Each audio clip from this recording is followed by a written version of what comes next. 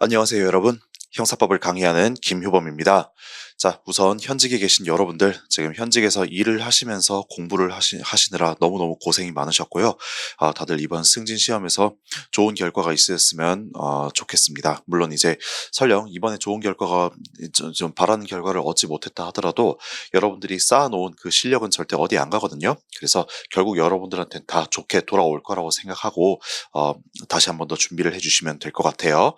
자, 이번 승진 시험에 대해 가지고 특히 형법 과목에 대해서 좀 간략하게 총평을 하자면은 일단 전반적으로 무난했던 것 같습니다. 네, 전반적으로 제가 보기에 그 옳은 걸 고르는 것보다 옳지 않은 걸 고르는 문제가 조금 더 쉽잖아요. 이제 심적 부담도 좀 더 그 가볍고, 네, 그래서 옳지 않은 걸 고르는 문제가 또 많이 나왔고, 거기다가 다른 선지들이 조금 헷갈리더라도 어떤 선지가 딱 보면은 이건 정말 명확한 답이다 싶은 것들이 좀 나왔었어요. 자, 그런 점들이 이번 시험 특히 형법 난이도를 조금 무난하게 만들었던 것 같습니다. 다만 이제 좀 특이한 점은 극최신 판례가 좀 많이 나왔던 거예요. 당연히 이제 모든 시험에서 우리 형사법 시험에서 최신 판례의 중요성은 아무리 강조해도 지나치지 않습니다. 자, 그런데 그 중에서도 1년 이내에 출제된 극최신 판례 문제가 꽤나 많이 나왔어요. 그래서 여러분들이 혹시 한 번 더 준비를 하신다 하더라도 앞으로 이제 이 극최신 판례가 작년에 이어 가지고 올해에도 이 출제 비중이 좀 더 높아지고 있는 만큼 이 기조가 계속 이어갈 것으로 생각하고요. 그래서 극최신 판례를 여러분들이 잘 준비를 해주시면 좋겠습니다. 그 다음에 좀 전반적으로 무난하긴 했는데 몇 개 지문 정도, 뭐 뒤에 나오는 학대죄 같은 거 있잖아요. 몇 개 지문 정도는 좀 지엽적인 지문들이 출제가 됐었던 것 같아요. 예, 그런 지문들만 좀 조심한다면은 전반적으로 좀 무난했다고 볼 수가 있겠습니다. 자, 그러면은 제가 1번부터 40번까지 좀 빠르게 해설을 진행을 할 건데 한번 여러분들이 문제를 푸신 분들은 이런 부분에서 내가 실수를 했구나. 이런 부분 내가 다음에 좀 더 잘 준비를 해야겠구나. 라고 생각하시면서 좀 가볍게 들어주시면 좋을 것 같아요. 자, 그러면은 1번 문제부터 출발하겠습니다. 자, 1번 문제 유추해석 금지 원칙이 나왔습니다. 1번 선지부터 볼게요. 자수를 범행 발각 전에 자수한 경우로 한정하는 풀이는 이거는 유추해석 금지 원칙에 위반된다라고 합니다. 자, 여러분 자수가 뭐죠? 자수는 이제 누가 물어보지도 않았는데 수사기관에 가가지고 내가 스스로 범죄 사실을 얘기를 하고 처벌을 구하는 의사표시, 나 좀 처벌해 주세요 라고 하는 게 바로 자수입니다. 아시겠지요? 네, 그래서 이제 자수의 핵심은 누가 물어보지도 않았는데 내가 직접 가서 한다는 거, 그게 자수의 핵심이에요. 아시겠죠? 그거는 범행 발각 전이든 범행 발각 후든 상관없습니다. 범행이 발각되었더라도 경찰관이 나를 잡아가지고 나한테 물어보기 전에 내가 가서 묻지도 않았는데 내가 먼저 가가지고 저 이거 그 어떤 뭐 절도 범인 찾고 계시죠? 그게 바로 접니다. 이러면서 저 좀 처벌해 주세요 라고 하는 거, 그게 바로 자수입니다. 그래서 범행 발각 전이든 범행 발각 후든 전혀 상관없어요. 아시겠죠? 그래서 범행 발각 후에 이렇게 내가 수사기관이 묻지도 않았는데 가서 자수를 한 거, 그것도 자수에 포함되기 때문에 범행 발각 전으로만 한정을 한다면 당연히 유추해석 금지 원칙에 위배되겠죠. 그래서 1번 옳습니다. 다음 2번 볼게요. 자, 여기 네 번째 줄에 보시면은 허위 제공과 단순 누락이라고 나옵니다. 자, 여러분 허위 제공과 어떤 정보를 가지고 허위 제공하는 것과 그냥 단순히 누락해 버리는 거 있잖아요. 이거는 무슨 차이가 있습니까? 굳이 이제 고의와 과실로 나누면은 허위 제공하는 거는 고의예요. 내가 일부러 거짓 정보를 가지고 제공하는 거. 그쵸? 자, 단순 누락은 뭡니까? 과실입니다. 내가 실수로 빼먹어 버린 거잖아요. 그렇기 때문에 고의랑 과실에서 일단 근본적인 차이가 있어요. 그러니까 허위 제공이랑 단순 누락은 같다, 다르다? 전혀 다른 겁니다. 아시겠죠? 그래서 이 허위 제공에다가 단순 누락의 경우도 포함할 수는 없어요. 그런 식으로 해석을 한다면은 뒤에 불리한 유추 해석에 해당하기 때문에 죄형 법정주의 원칙에 반한다라고 보시면 되겠습니다. 이해하셨죠? 제가 원래 이게 문제 풀 때 옳은 선지는 그냥 얘기 안 하고 넘어가거나 아니면 얘기하더라도 좀 간단히 얘기하고 넘어가거든요.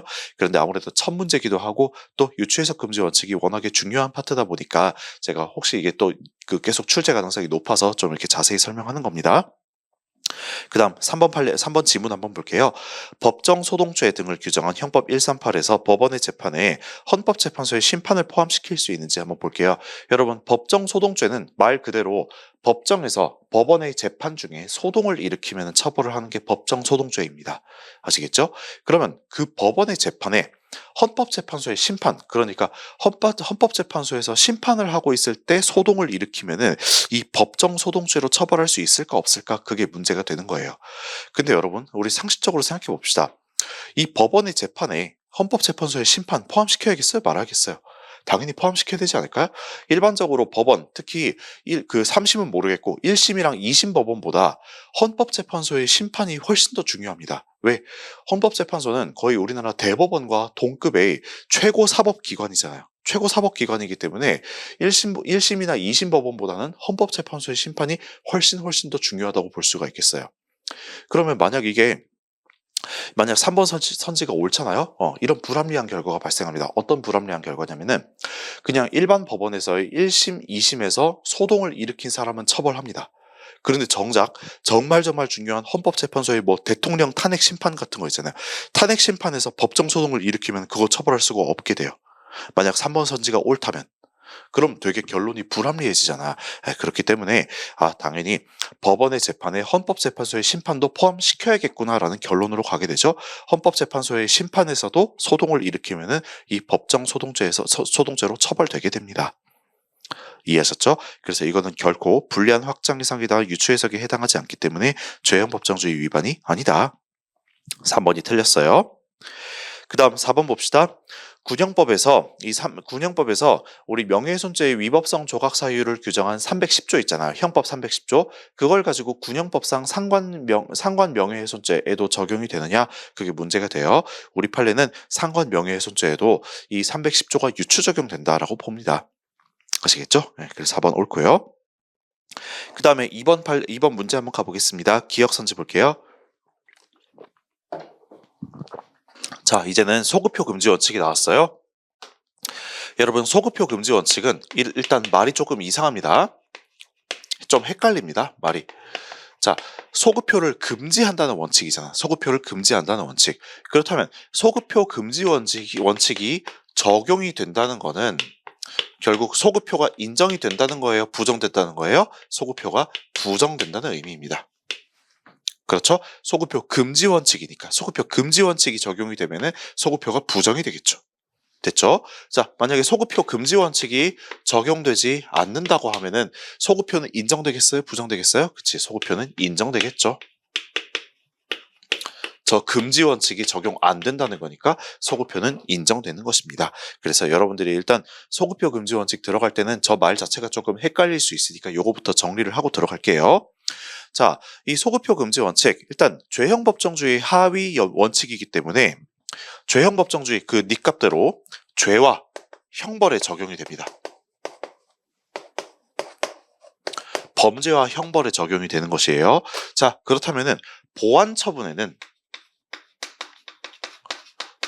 이 소급표 금지 원칙이 적용이 될까 안 될까요? 원칙적으로? 여러분, 보완 처분은요, 형벌이 아닙니다. 형벌은 우리 형법 41조에 규정된 사징금, 자자, 벌구, 과, 몰 그 9개만 딱 형벌이라고 해요. 왜? 죄와 형벌은 법률로서 정해야 되니까. 아시겠죠? 그래서 그 형법 41조에 정해져 있지 않은 이 보완 처분 같은 경우는 형벌이 아니에요. 그렇기 때문에 원칙적으로 여기에는 소급표 금지 원칙이 적용되지 않습니다. 그렇죠? 그래서 소급표 금지 원칙이 적용되지 않는다는 건 뭐다? 소급표가 인정이 된다는 의미예요. 원래 보완 처분 같은 경우에. 따라오시죠? 그런데 보완 처분도 보완 처분 나름이에요. 이게 진짜 보완 처분이 찐 보완 처분인 경우가 있고, 그 다음에 무늬만 보완 처분인 경우가 있어요.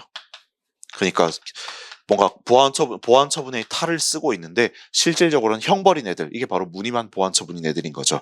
아시겠죠? 네, 그래서 소급표 금지 원칙이 적용 안 되는 거는 오로지 이 찐 보완 처분 여기에만 적용이 안 되는 겁니다. 자, 그렇다면은 이게 찐 보완 처분이냐 아니면은 이제 무늬만 보완 처분이냐, 그걸 어떻게 구분을 하냐면요. 이게 실질적으로 신체의 자유, 피고인의 신체의 자유를 제한하는지 아닌지 그걸 가지고 판단을 하셔야 됩니다. 아시겠죠? 그래서 보완 처분의 탈을 쓰고 있기는 한데 실질적으로 피고인의 신체의 자유를 제한하잖아. 그건 실질적으로 형벌입니다. 그럼 그때는 소급표 금지 원칙이 적용돼야 안 돼요? 적용되기 때문에 그때는 소급표가 부정돼요. 금지됩니다. 이해하셨죠? 자, 그러면 이게 실질적으로 신체의 자유를 제한하는지 아닌지 그걸 한번 보도록 할게요. 기억 봅시다. 보호관찰은 형벌이 아니라 보완 처분의 성격을 갖는 것이므로 그 밑에 보호관찰을 받을 것을 명할 수 있다. 즉 소급표가 인정이 된다라는 것이죠. 여러분, 보호관찰 같은 경우는 딱히 신체의 자유에다가 제약을 가하는 게 아닙니다. 그냥 그 사람이 뭘 하는지 관찰 정도만 하는 거예요. 아시겠죠? 그래서 실질적으로 피고인의 신체의 자유를 제한하지 않기 때문에 이런 경우는 실질적으로 형벌이 아니라 찐 보완 처분입니다. 찐 보완 처분. 아시겠죠? 그래서 기억 옳고요. 그 다음 니은 노역장 유치 볼게요. 노역장 유치가 뭐예요? 자, 벌금형을 선고하면서 노역장 유치 기간도 같이 선고를 합니다. 예를 들어서 벌금 500만 원 선고하면서 노역장 유치 기간 3개월 이런 식으로 선고를 했다고 해볼게요. 자, 그건 무슨 말이냐면은 당신 지금 벌금 500만 원 내. 만약 벌금 500만 원 못 내잖아? 돈이 없어? 그럼 몸으로 떼어. 몸으로 지금 노역장 가가지고 3개월간 떼어. 이렇게 하는 게 바로 노역장 유치예요. 이해하셨죠? 그래서 벌금을 못 내면 몸으로 떼우는 겁니다. 마치 징역처럼. 그러면 노역장 유치는 벌금을 못 냈을 때 사람을 가둬놓고 지금 노역을 시키는 거잖아. 일을 시키는 거잖아. 그러면 실질적으로 신체의 자유를 제한한다 안 한다? 신체의 자유 제한하지요. 가둬놓는 거니까. 아시겠죠? 그래서 무늬만 보완 처분이고 실질적으로는 형벌입니다. 즉 소급표 금지 원칙이 적용이 돼? 안 돼? 적용이 되고 소급표는 부정이 된다. 이해하셨죠? 네, 그래서 니은 옳습니다. 형벌 불소급 원칙이 적용된다. 그 다음 D급 가볼게요. 가폭법이 정한 보호처분 중 하나인 사회봉사명령. 자, 이것도 실질적으로 신체의 자유를 제한하는지 아닌지 한번 볼게요. 사회봉사명령도 진짜 사회에 봉사를 해라 라고 이제 명령을 하는 거예요. 그 봉사를 하려면 어디 가서 해야겠어? 어떤 기관에 가가지고 해야 될 거 아니에요. 뭐 이제 동사무소에 가서 하든지 아니면 교도소에 가서 하든지 어떤 기관에 가가지고 내 몸이 가서 해야 될 거 아닙니까? 그래서 실질적으로 신체의 자유를 제한하기 때문에 이것도 무늬만 보완 처분이에요. 그래서 보완 처분의 탈을 쓴 실질적인 형벌이기 때문에 소급표 금지 원칙이 적용됩니다. 즉 소급표는 부정이 돼요. 그래서 되게 틀렸어요. 다음 리을. 자, 이거 동기설 폐지 판례잖아요. 네, 그래서 법률의 변경에 따라 가지고 그 형벌이 재판 시에 더 가벼워지기만 했다면은 그때 그 법률의 변경이 반성적 고려에 관한 것인지 아니면 경제적 사회적 여건 문화적 여건 변화에 따른 것인지 그딴 거 따지지 않고 그냥 일괄적으로 재판시법을 적용을 한다라고 하는 게 동기설 폐지 판례잖아. 네, 그래서 리을 옳습니다. 쌤, 근데 여기 마지막 줄에 있는 형소법 326조 4호가 적용된다는 건 뭡니까? 자, 형소법 326조 4호가 뭐예요? 그거 면소 판결이잖아. 자, 형소법 326조에서는 면소 판결을 경우를 정하고 있는데 그 4호가 뭐냐면 범죄 후에 법령이 그 범죄가 폐지돼 가지고 아예 그 범죄 자체가 존재하지 않게 된 경우예요. 그래서 이런 거죠. 저 재판시법주의, 형법 1조 2항에 있는 재판시법주의하고 형소법 326조 4호 면소 판결 그거는 같이 세트로 따라다닌다고 생각하시면 되겠어요. 자, 이런 겁니다. 자, 이렇게 지금 법률이 변경이 됐어요. 그 다음에 이게 행위시입니다. 그 다음에 요게 재판시입니다.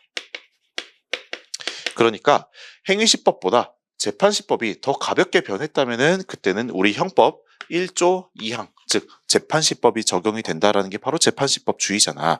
자, 그런데 이렇게 재판시에 이 법률이 가벼워지다 못해가지고 아예 그 법률 자체가 죽어버렸어요. 아예 폐지돼 버렸어요. 그땐 당연히 재판시법주의가 적용이 되면서 그땐 결론을 대체 뭘 내야 되느냐? 우리 형소법 326조 4호에 따라 가지고 면소 판결을 내려야 된다라고 하는 것입니다. 이 재판시법주의 형법 조문하고 면소 판결에 관한 형사소송법 조문하고 이렇게 연결이 되어 있는 거예요. 자, 다시 한번. 행위시법보다 재판시법이 가벼우면은 일단 1조 2항을 적용해서 뭐 유죄 판결을 하되 더 가볍게 유죄 판결을 하겠죠. 근데 가벼워지다 못해서 아예 그 법이 폐지돼 버렸어요. 아예 그냥 죽어버렸습니다. 그때는 유죄 판결을 할 게 아니라 면소 판결을 해야 된다. 그게 이제 리을이에요. 자, 그 다음에 이제 3번 보겠습니다. 1번 볼게요. 도주죄는 즉시범이죠. 그래서 도주죄가 뭡니까? 적법하게 체포나 구금된 사람이 탈옥을 해버리면, 프리즌 브레이크를 해버리면 성립하는 게 도주죄예요. 아시겠죠? 그래서 담장 밖으로 탁 나가는 순간 바로 즉시 이제 범죄가 성립합니다. 즉시범이에요. 알겠죠? 가끔 이거 도주죄가 계속범이다 이런 식으로 나오는데 절대 아니고요. 도주죄는 그냥 담장 밖으로 슉 몸이 나가기만 하면 바로 성립하는 즉시범입니다. 이해하셨죠? 자, 그것처럼 3번 선지에 있는 무단 이탈죄도 마찬가지예요. 무단 이탈죄가 뭡니까? 이제 남자분들 군대 갔다 오신 분들 많죠? 자, 무단 이탈죄는 쉽게 말해서 탈영하는 거예요. 탈영. 자, 탈영도 도주죄랑 마찬가지로 군부대의 담장을 샥 넘어가 버리면 바로 성립하는 즉시범입니다. 이해하셨죠? 그래서 1번이랑 3번은 사실상 거의 동일한 범죄이기 때문에 뭐 완전 동일한 건 아니지만 거의 행위 태양이 되게 비슷한 범죄이기 때문에 그냥 담장을 넘어가는 순간 성립하는 즉시범이다 라고 보시면 돼요. 자, 그런데 2번 선지 제가 여러분 극최판 강의할 때 한번 이거 언급을 했었던 것 같아요. 자, 극최판 강의에 실려있던 판례는 참고로 4번 판례였었습니다. 자, 여기 4번 선지 볼게요. 아청법에서 정한 소지, 자, 성착취물 소지죄잖아. 그 포르노 소지란 아청 착취물을 자기가 지배할 수 있는 상태에 두고 지배관계를 지속시키는 행위를 말하기 때문에 소지를 개시한 때부터 종료한 때까지 하나의 죄로 평가되는 계속범이다라고 제가 말씀을 드렸었어요. 그래서 소지를 해가지고 일정 기간 계속되면 기수가 되겠지. 하지만 아직 범죄는 종료가 안 됐어. 언제 종료가 되죠? 그 소지한 거를 가지고 버릴 때, 삭제했을 때. 그때 이제 행위가 종료가 됩니다. 소지 행위는. 왜? 계속 가지고 있으면 그 범죄 행위가 기수엔 이르렀겠지만 아직 종료가 된 거 아니잖아. 내가 계속 가지고 있어서. 아시겠죠? 나중에 버렸을 때 종료가 되겠죠. 자, 그래서 요걸 가지고 제가 극재판에서 한번 설명을 했었습니다. 그러면서 이제 비교를 했던 게 뭐였어요? 계시였었어. 계시. 그게 바로 2번 선지였었습니다. 자, 볼게요. 정통망 명예훼손 경우 개시행위의 종료만으로 범죄행위가 종료한다라고 제가 말씀드렸어요. 그래서 즉시범이라고 제가 그때 아마 비교를 해드렸을 겁니다. 그쵸? 그래서 범죄행위가 종료하는 것이 아니고라고 나왔으니까 일단 2번은 틀렸습니다. 이렇게 막 계속범으로 가끔 나오거든요. 아니에요. 게시행위는 그냥 딱 인터넷 게시판에 게시하거나 아니면 아파트 1층에 있는 옛날 그 게시판, 종이 게시판 있죠? 그런 게시판에다 딱 붙여놓거나 그럼 바로 그냥 끝입니다. 끝이에요. 끝. 아시겠죠? 그때 이제 행위가 기수에 이르고 바로 종료돼 버립니다. 게시를 하는 순간.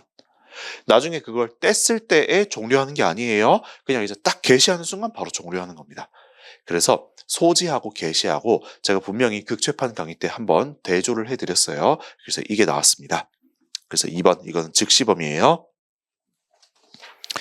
자, 이제 4번부터는 좀 적절하지 않은 거, 옳지 않은 거 위주로 좀 보도록 하겠습니다. 자, 1, 2, 3번 여러분들이 한번 읽어보시고 4번 볼게요. 살인의 실행행위와 피해자 사망과 과의 사이에 다른 사실이 게재되어 그 사실이 치사의 직접적인 원인이 되었다고 한다면 그와 같은 사실이 통상 예견할 수 있는 것에 지나지 않더라도 인과관계는 단절되는 것으로 봐야 된다. 맞나요? 자, 우리 판례 입장인 인과관계에 관해서 우리 판례 입장인 상당 인과관계설에 따르면은 이 상당 인과관계란 뭐라고 합니까? 상당 인과관계는 우리 일상생활에서 흔히 예견할 수 있는 것. 곧 예견 가능성을 가지고 상당 인과관계라고 봅니다. 아시겠죠? 즉 통상 예견할 수 있는 것이다. 그러면 인과관계 인정이 되는 거예요. 그럼 왜 이게 단절이 돼? 틀린 거지. 아시겠죠? 통상 예견할 수 있는 것이라면서. 자, 이거 마치 비유를 하자면 이런 거랑 똑같아요. 자, 만약에 제 수업이 아침 9시에 있다고 해보겠습니다. 아침 9시.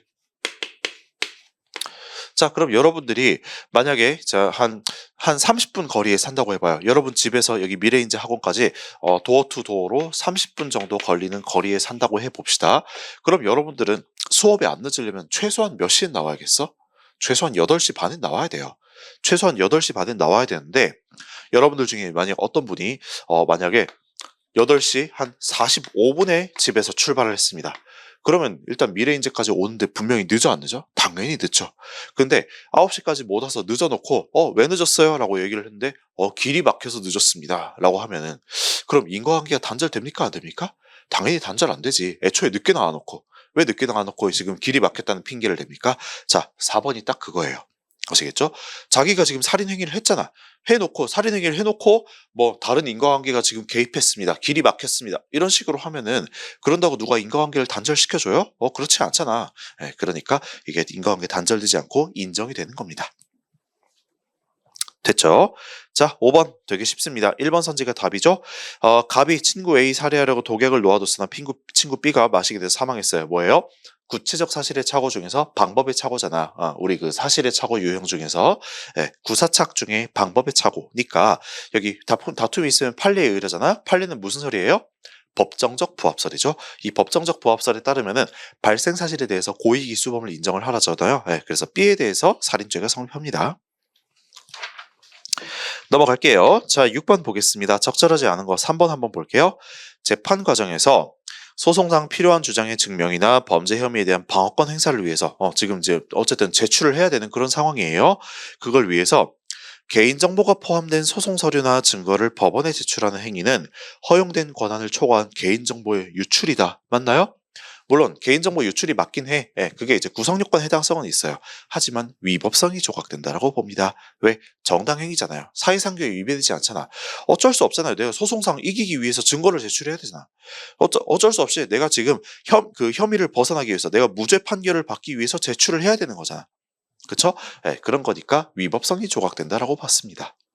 게다가요, 여기 이 제출받은 판사들이나 아니면 이거 제출을 한 변호사 또는 이제 상대방 검사 같은 경우는 비밀 유지 의무가 있습니다. 그래서 딴 데다가 이 개인정보 유출을 할 염려가 없어요. 뭐 유출하면 그들도 처벌되니까. 아시겠죠? 그래서 판사나 검사나 변호사 이 사람들도 다 개인정보를 비밀로 유지해 주잖아. 그렇기 때문에 설령 이 개인정보 유출이 구성요건 해당성이 있다 하더라도 이게 위법성이 조각된다라고 봅니다. 자, 됐지요? 자, 1번 선지 같은 거 한번 볼게요. 현역 군인이 국군 보안사의 민간인 정치 사찰을 폭로한다는 명목으로 군무 이탈, 즉 탈영을 해버렸습니다. 그럼 이게 정당방위나 정당행위에 해당할까요? 물론 여러분 의도가 뭐 나쁘지 않다 이거야. 뭐 의도가 나쁘진 않겠죠. 지금 뭐 보안사령부가 민간인에 대해서 정치 사찰 권한이 없는데 정치 사찰을 해버렸으니까 그걸 이제 나가서 폭로한다. 그 뭐 의도 자체가 나쁘진 않겠지만. 근데 이걸 가지고 탈영을 인정해 주잖아. 그럼 모든 게 다 탈영이 될 거예요. 뭐 집에 어머니가 아프시다. 그럼 탈영을 하면 그건 뭐 처벌 안 할 건가? 아니면 저 군대에 있는데 애인이 헤어지자고 했습니다. 그래서 전 탈영합니다. 그럼 뭐 처벌 안 할 건가? 처벌해야 되잖아. 탈영은 탈영이니까 막아야 되잖아. 그러니까 아무리 이게 의도가 뭐 나쁘지 않다 하더라도 탈영을 하는 거는 어쨌든 위법성이 조각되진 않습니다. 이거 처벌돼요, 당연히. 자, 됐습니다. 그 다음 7번 문제 가볼게요. 적절하지 않은 거 1번. 자, 여러분 충동조절 장애 있잖아요. 충동조절 장애. 이 충동조절 장애가 있으면은 이걸 가지고 심신장애라고 할 수 있습니까? 없습니까? 충동조절 장애. 여러분 충동조절 장애가 있다는 것만으로는 심신장애라고 할 수는 없어요. 왜? 충동조절 장애는 여러분 누구나 있습니다. 저도 여러분 충동조절 장애가 있어요. 막 이런 식으로 여러분들한테 수업하고 그 다음에 오후에도 또 수업하고 밤에 집에 가면 되게 배고플 거 아니에요? 저도 이제 밤에 집에 가면 배고픈데 이거 야식을 먹어야 되나 말아야 되나 충동조절 장애에 막 휩싸이게 됩니다. 자, 그런데 이렇게 누구나 충동조절 장애를 갖고 있어요. 근데 그 정도의 차이죠. 물론 제가 이제 충동에 휩싸이긴 하지만 그래도 그걸 가지고 조절을 할 수 있어요. 내 몸에 안 좋고 내가 살찌니까 이제 야식 먹지 말아야겠다라고 제가 조절을 할 수가 있게 됩니다. 그래서 이런 충동 조절 장애 같은 경우는 그 누구나 갖고 있지만 그걸 가지고 좀 정도의 차이가 있는 거잖아요. 그걸 가지고 컨트롤할 수 있느냐 없냐 그 차이잖아. 그렇기 때문에 충동 조절 장애가 있다는 그 사정만으로는요 심신장애라고 볼 수 없다는 거. 그게 이제 바로 판례 입장입니다.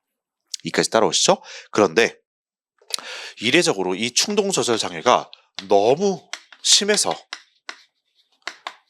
심한 경우 그때는 이제 진짜 말 그대로 정신병이라고 볼 수 있는 경우니까 그때는 심신장애에 해당합니다. 그래서 그때는요 책임 감경이나 책임 조각을 할 수가 있게 돼요.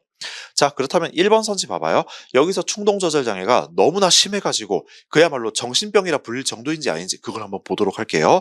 자, 여기 밑에 줄 보니까 불과 6일간에 8차례에 걸쳐서 연속된 방화를 감행했어요. 그러니까 6일 만에 8차례나 다른 사람 집에다 불을 질렀던 거야. 자, 이 정도면 충동 조절 장애가 너무 세다고 볼 수가 있겠죠?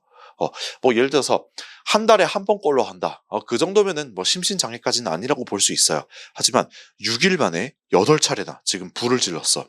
이 정도면 진짜로 정신병이라고 볼 수 있는 겁니다. 아시겠죠? 네, 그래서 심신장애가 인정이 됐어요. 그래서 좀 결론이 좀 아이러니하긴 해요. 왜냐면은 아니 6일 동안 8번이나 불질렀으면 야 이거 진짜 나쁜 놈 같잖아. 더 세게 처벌해야 될 것 같잖아. 근데 심신장애가 인정돼서 책임 감경을 해줍니다. 좀 이상한 결론이 나오긴 해요, 솔직히. 예, 근데 이 정도면 이제 정신병이니까 책임 감경을 해줍니다. 자, 그 다음에 이제 8번 문제 한번 가볼게요. 법률을 차고 한번 보겠습니다. 기억 볼게요. 검사가 피고인들의 행위에 대해서 범죄 혐의 없다고 무혐의 처리했습니다. 그 뒤에 고소인 항고를 받아들여 재수사 결과 기소에 이르렀어요. 그렇다면 뒤에 저질러졌다면 그 무혐의 처분 결정을 믿고 근거해서 이루어지지 않은 것이 명백하죠. 왜? 불기소 처분 이전에 이루어졌으니까. 그럼 아직 무혐의 처분이 내려지기도 전에 이 행위를 한 거니까 그 무혐의 처분을 믿고 행위한 게 아님이 명백하긴 하지요. 무혐의가 내려지기도 전에 한 거니까. 자, 그런데 무혐의 처분일 이후에 이루어진 행위에 대해서는 무혐의 처분에 대해서 곧바로 고소인의 항고가 받아들여서 재수사돼서 기소에 이르게 됐다? 그러면 죄가 되지 않는다고 그릇 인식하는데 정당한 이유가 인정됩니까? 이거 인정되지 않아요. 왜? 쌤, 이거 지금 무혐의 처분 이후에 한 거니까 무혐의 처분 믿고 한 거 아닙니까? 라고 이제 생각을 할 수가 있는 거잖아. 근데 여기 함정은 뭐냐면 무혐의 처분이 내려졌다 하더라도 그 피해자 고소인이 곧바로 항고를 해가지고 그 항고가 받아들여졌잖아. 그렇다면은 무혐의가 아닌 거예요. 혐의가 있는 거예요. 이해되셨나요? 다시. 자, 무혐의 처분일 이후에 지금 범죄 행위를 했잖아. 그럼 무혐의 처분 믿고 한 거 아닌가? 이렇게 생각할 수 있겠지만, 일반적인 경우 뭐 그렇겠지만, 이 경우는 참 특별한 게, 무혐의 처분이 있었다 하더라도 그 뒤에 곧바로 피해자가 항고를 해서, 이게 항고가 받아들여졌어요. 즉, 혐의가 있다라고 결론이 났습니다. 그런데 그 이후에도 계속 이 범죄 행위를 했다? 그러면 믿으면 안 되는 거죠. 법률의 착오에 정당한 이유가 있다고 볼 수 없겠죠. 아시겠죠? 네, 그래서 기억은 틀렸어요. 어렵습니다. 이런 게 좀 지엽적인 지문이었어요. 자, 그 다음 이제 니은 한번 볼게요.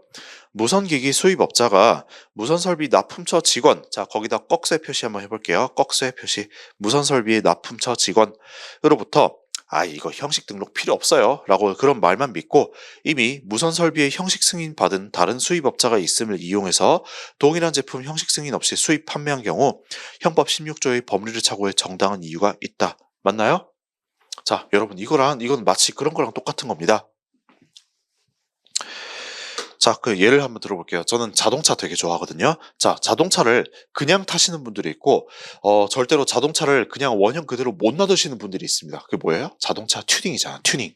자, 자동차를 튜닝을 하는 분들이 있어요. 자, 자동차 튜닝도 물론 이제 개인의 자유지만 그것도 사실 정도가 있지. 진짜 막 길 가다 보면은 이제 여러분들이 경찰관들이 현직에 계시니까 더 잘 알 거 아니에요.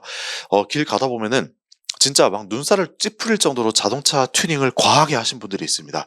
뭐 뒤에다가 날개 같은 거를 뭐 이렇게 자동차가 이렇게 있을 때 뭐 뒤에다가 날개를 이렇게 막 다신 분들도 있고, 아니면 여기다가 자동차 라이트를 엄청나게 강하게 하신 분들도 있고, 아니면 뭐 여기다가 그 배기음을 달아가지고 배기음 엄청 막 시끄럽게 하는 그런 사람도 있잖아요. 네, 그래서 이 자동차 튜닝을 할 때 너무나 눈살 찌푸르게 과하게 하면은 그건 당연히 이제 기준치를 초과해 버린 거니까 그건 이제 자동차 관리법상 또는 도로교통법상 처벌 대상이 될 수가 있습니다. 자, 거기다가 너무 과하지 않다 하더라도 뭔가 이제 휠을 너무 이상하게 변경했다거나 또는 이게 라이트를 가지고 너무 밝은 거로 변경했잖아? 그러면은 구조 변경이라는 걸 받아야 되는 경우도 있어요. 구조 변경. 됐죠? 이 구조 변경, 이거를 뭐 줄여서 이제 구변이라고 하는데, 이 구변을 받지 않고 저렇게 불법 튜닝을 해서 운행을 하잖아? 그럼 적발되면 당연히 처벌 대상입니다. 이까지 따라오시죠? 자, 그런데 이 자동차를 가지고 A라고 할게요. 자, 만약에 여러분들이 이 자동차를 가지고 중고차 업체에서 산다고 해볼게요. 중고차 업체에서. 자, 근데 중고차 업체에서 샀는데 그 중고차 팔이, 자, 상대방 중고차 업주가 중고차 업주한테 이제 여러분들이 물어봤습니다. 자, 사장님, 이거 지금 튜닝이 돼 있는데 이거 구조 변경 받아야 되는 거 아니에요? 라고 중고차 업주한테 여러분들이 물어봤어요. 근데 이제 중고차 업주 입장에서는 그냥 중고차 그냥 빨리 팔고 싶은 거야. 빨리 많이 팔고 싶은 거야. 그래가지고 실제로는 구조 변경이 있어야 되는 차량임에도 불구하고 그래서 에이, 그 구조 변경 필요 없어요. 그냥 사가세요. 사서 그냥 가져가서 기름만 넣고 타시면 돼요. 라고 이제 막 야부리를 친 거예요. 그래서 여러분들이 그럼 진짜 구조 변경 필요 없구나 라고 잘못 믿고 이 차를 사와가지고 구조 변경도 없이 그냥 탔습니다. 그럼 여러분, 이거 정당한 이유 인정될 것 같아요? 안 될 것 같아요? 인정 안 되겠지. 왜죠? 아니, 딱 봐도 중고차 업주 같은 경우는 그냥 이 자동차 빨리 빨리 팔고 싶은 사람들이잖아. 그러니까 그냥 빨리 팔고 싶어서 이 구조 변경이 필요함에도 불구하고 필요 없다고 거짓말을 칠 수가 있겠죠. 게다가 이 구조 변경 필요한지 안 필요한지는 누구한테 물어봐야 돼요?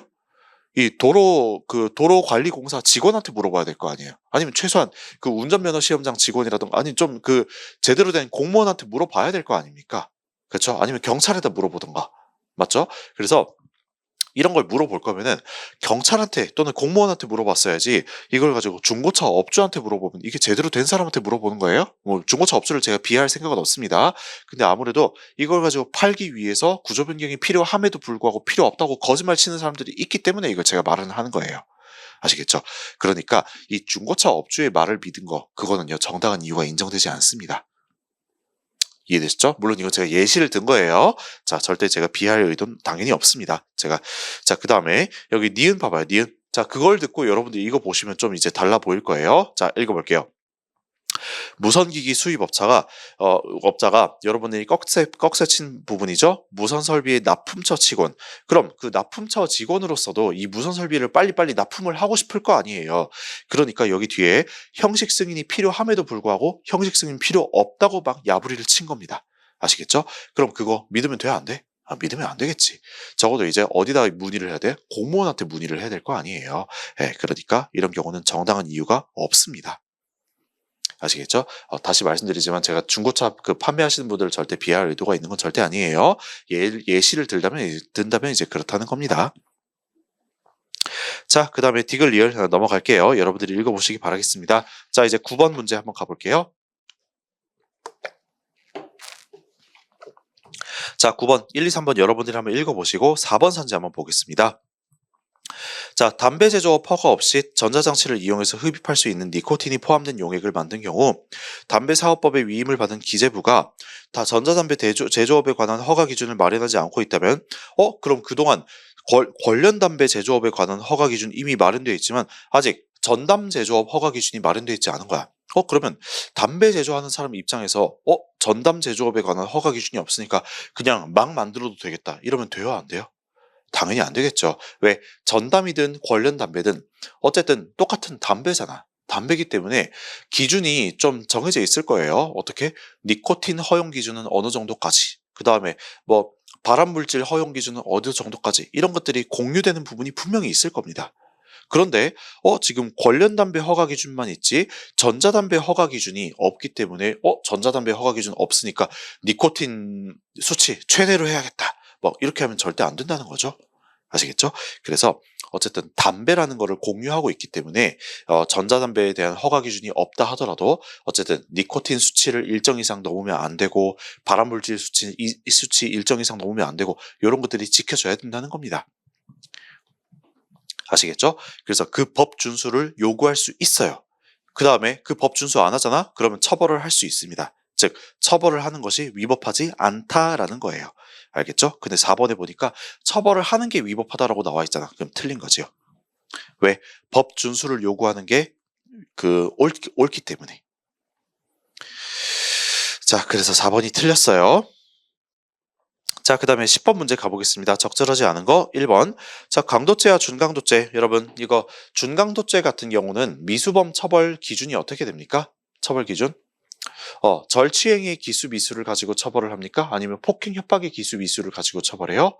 절취행위의 기수미수를 가지고 처벌을 하잖아. 그죠? 그래서 절취행위가 미수의 그 처벌이면은 준강도 미수죄가 된다는 거 다들 아시죠? 근데 여기 보니까 폭행 협박 종료되었는가 하는 점에 따라 결정된다고 하니까 틀렸네. 넘어갈게요. 너무 쉬운 문제였습니다. 사실 요런 류의 문제가 많았어 가지고 이번에 좀 문제가 전반적으로 무난했던 것 같아요. 자, 그다음에 11번 문제 한번 가보겠습니다. 자, 11번 문제 볼게요. 자, 여기 3번 선지 보겠습니다. 부자기범 사이의 공동정범은 다수의 부자기범에게 공통된 의무가 부여되어 있고 그 의무를 공통으로 이행할 수 있을 때 성립합니다. 정확히 저게 요건이에요. 그 정확히 반대말로 되어 있으니까 틀린 거지요. 아시겠죠? 그리고 이거는요, 진정부자기범 사이에서의 공동정범입니다. 그래서 3번 틀렸고, 자, 그 다음 12번 볼게요. 딱 이제 사례 읽어보니까 뭡니까? 오상방이죠. 오상방위.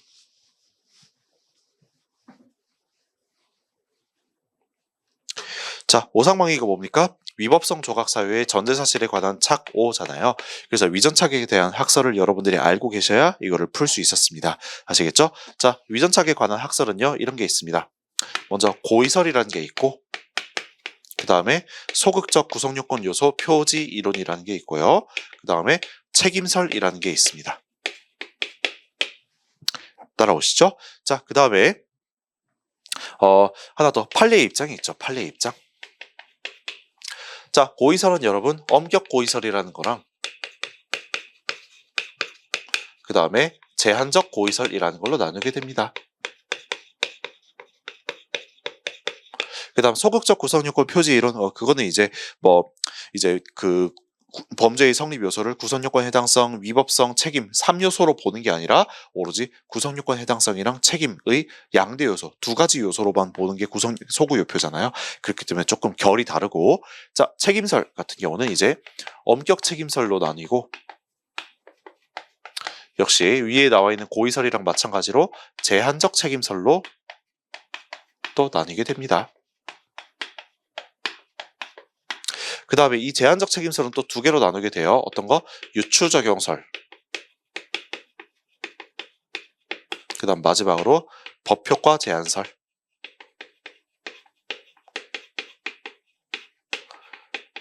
로 나뉘게 됩니다. 됐죠? 자, 그 다음에 판례 입장은 뭡니까? 판례 입장은 정당한 이유가 있는 경우, 오인의 정당한 이유가 있는 경우에 관해서 한해서 위법성을 조각시킨다.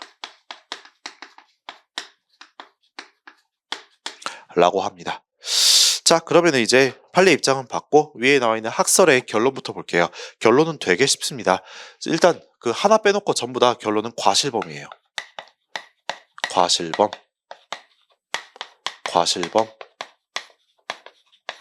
그 다음 여기도 마찬가지로 과실범. 여기도 과실범. 그 다음 결론이 하나 다른 건 뭡니까? 엄격 책임설이죠. 이거는 all or nothing이에요. 즉 오인의 정당한 이유가 있으면은 그때는 정당한 이유가 있으면은 그때 책임 조각을 시킵니다. 즉 무죄가 되겠죠. 그 다음에 오인의 정당한 이유가 없으면 그때는 고의범으로 처벌을 하게 됩니다. 이해되시죠? 일단 여러분들이 위전착 학설이 나오면은 가장 급선무는 뭐냐면 저 결론을 외우시는 겁니다. 그 결론은 다행히 어렵진 않아요. 저렇게 다 과실범 성립하고 딱 두 개 엄격 책임설하고 판례의 입장만 결론이 좀 달라요. 아시겠죠? 나머지는 싹 과실범입니다. 자, 그러면은 1번 선지부터 한번 가볼게요. 자, 제한적 책임설 중 구성요건적 착오 규정 유추적용설, 이거는 자 어디에 있어요? 제한적 책임설 중에서 유추적용설이잖아. 네, 요거는요 어떤 거냐면 저 위전착이 여러분 딱 봤을 때 사실의 착오 같아요? 아니면 법률의 착오 같아요?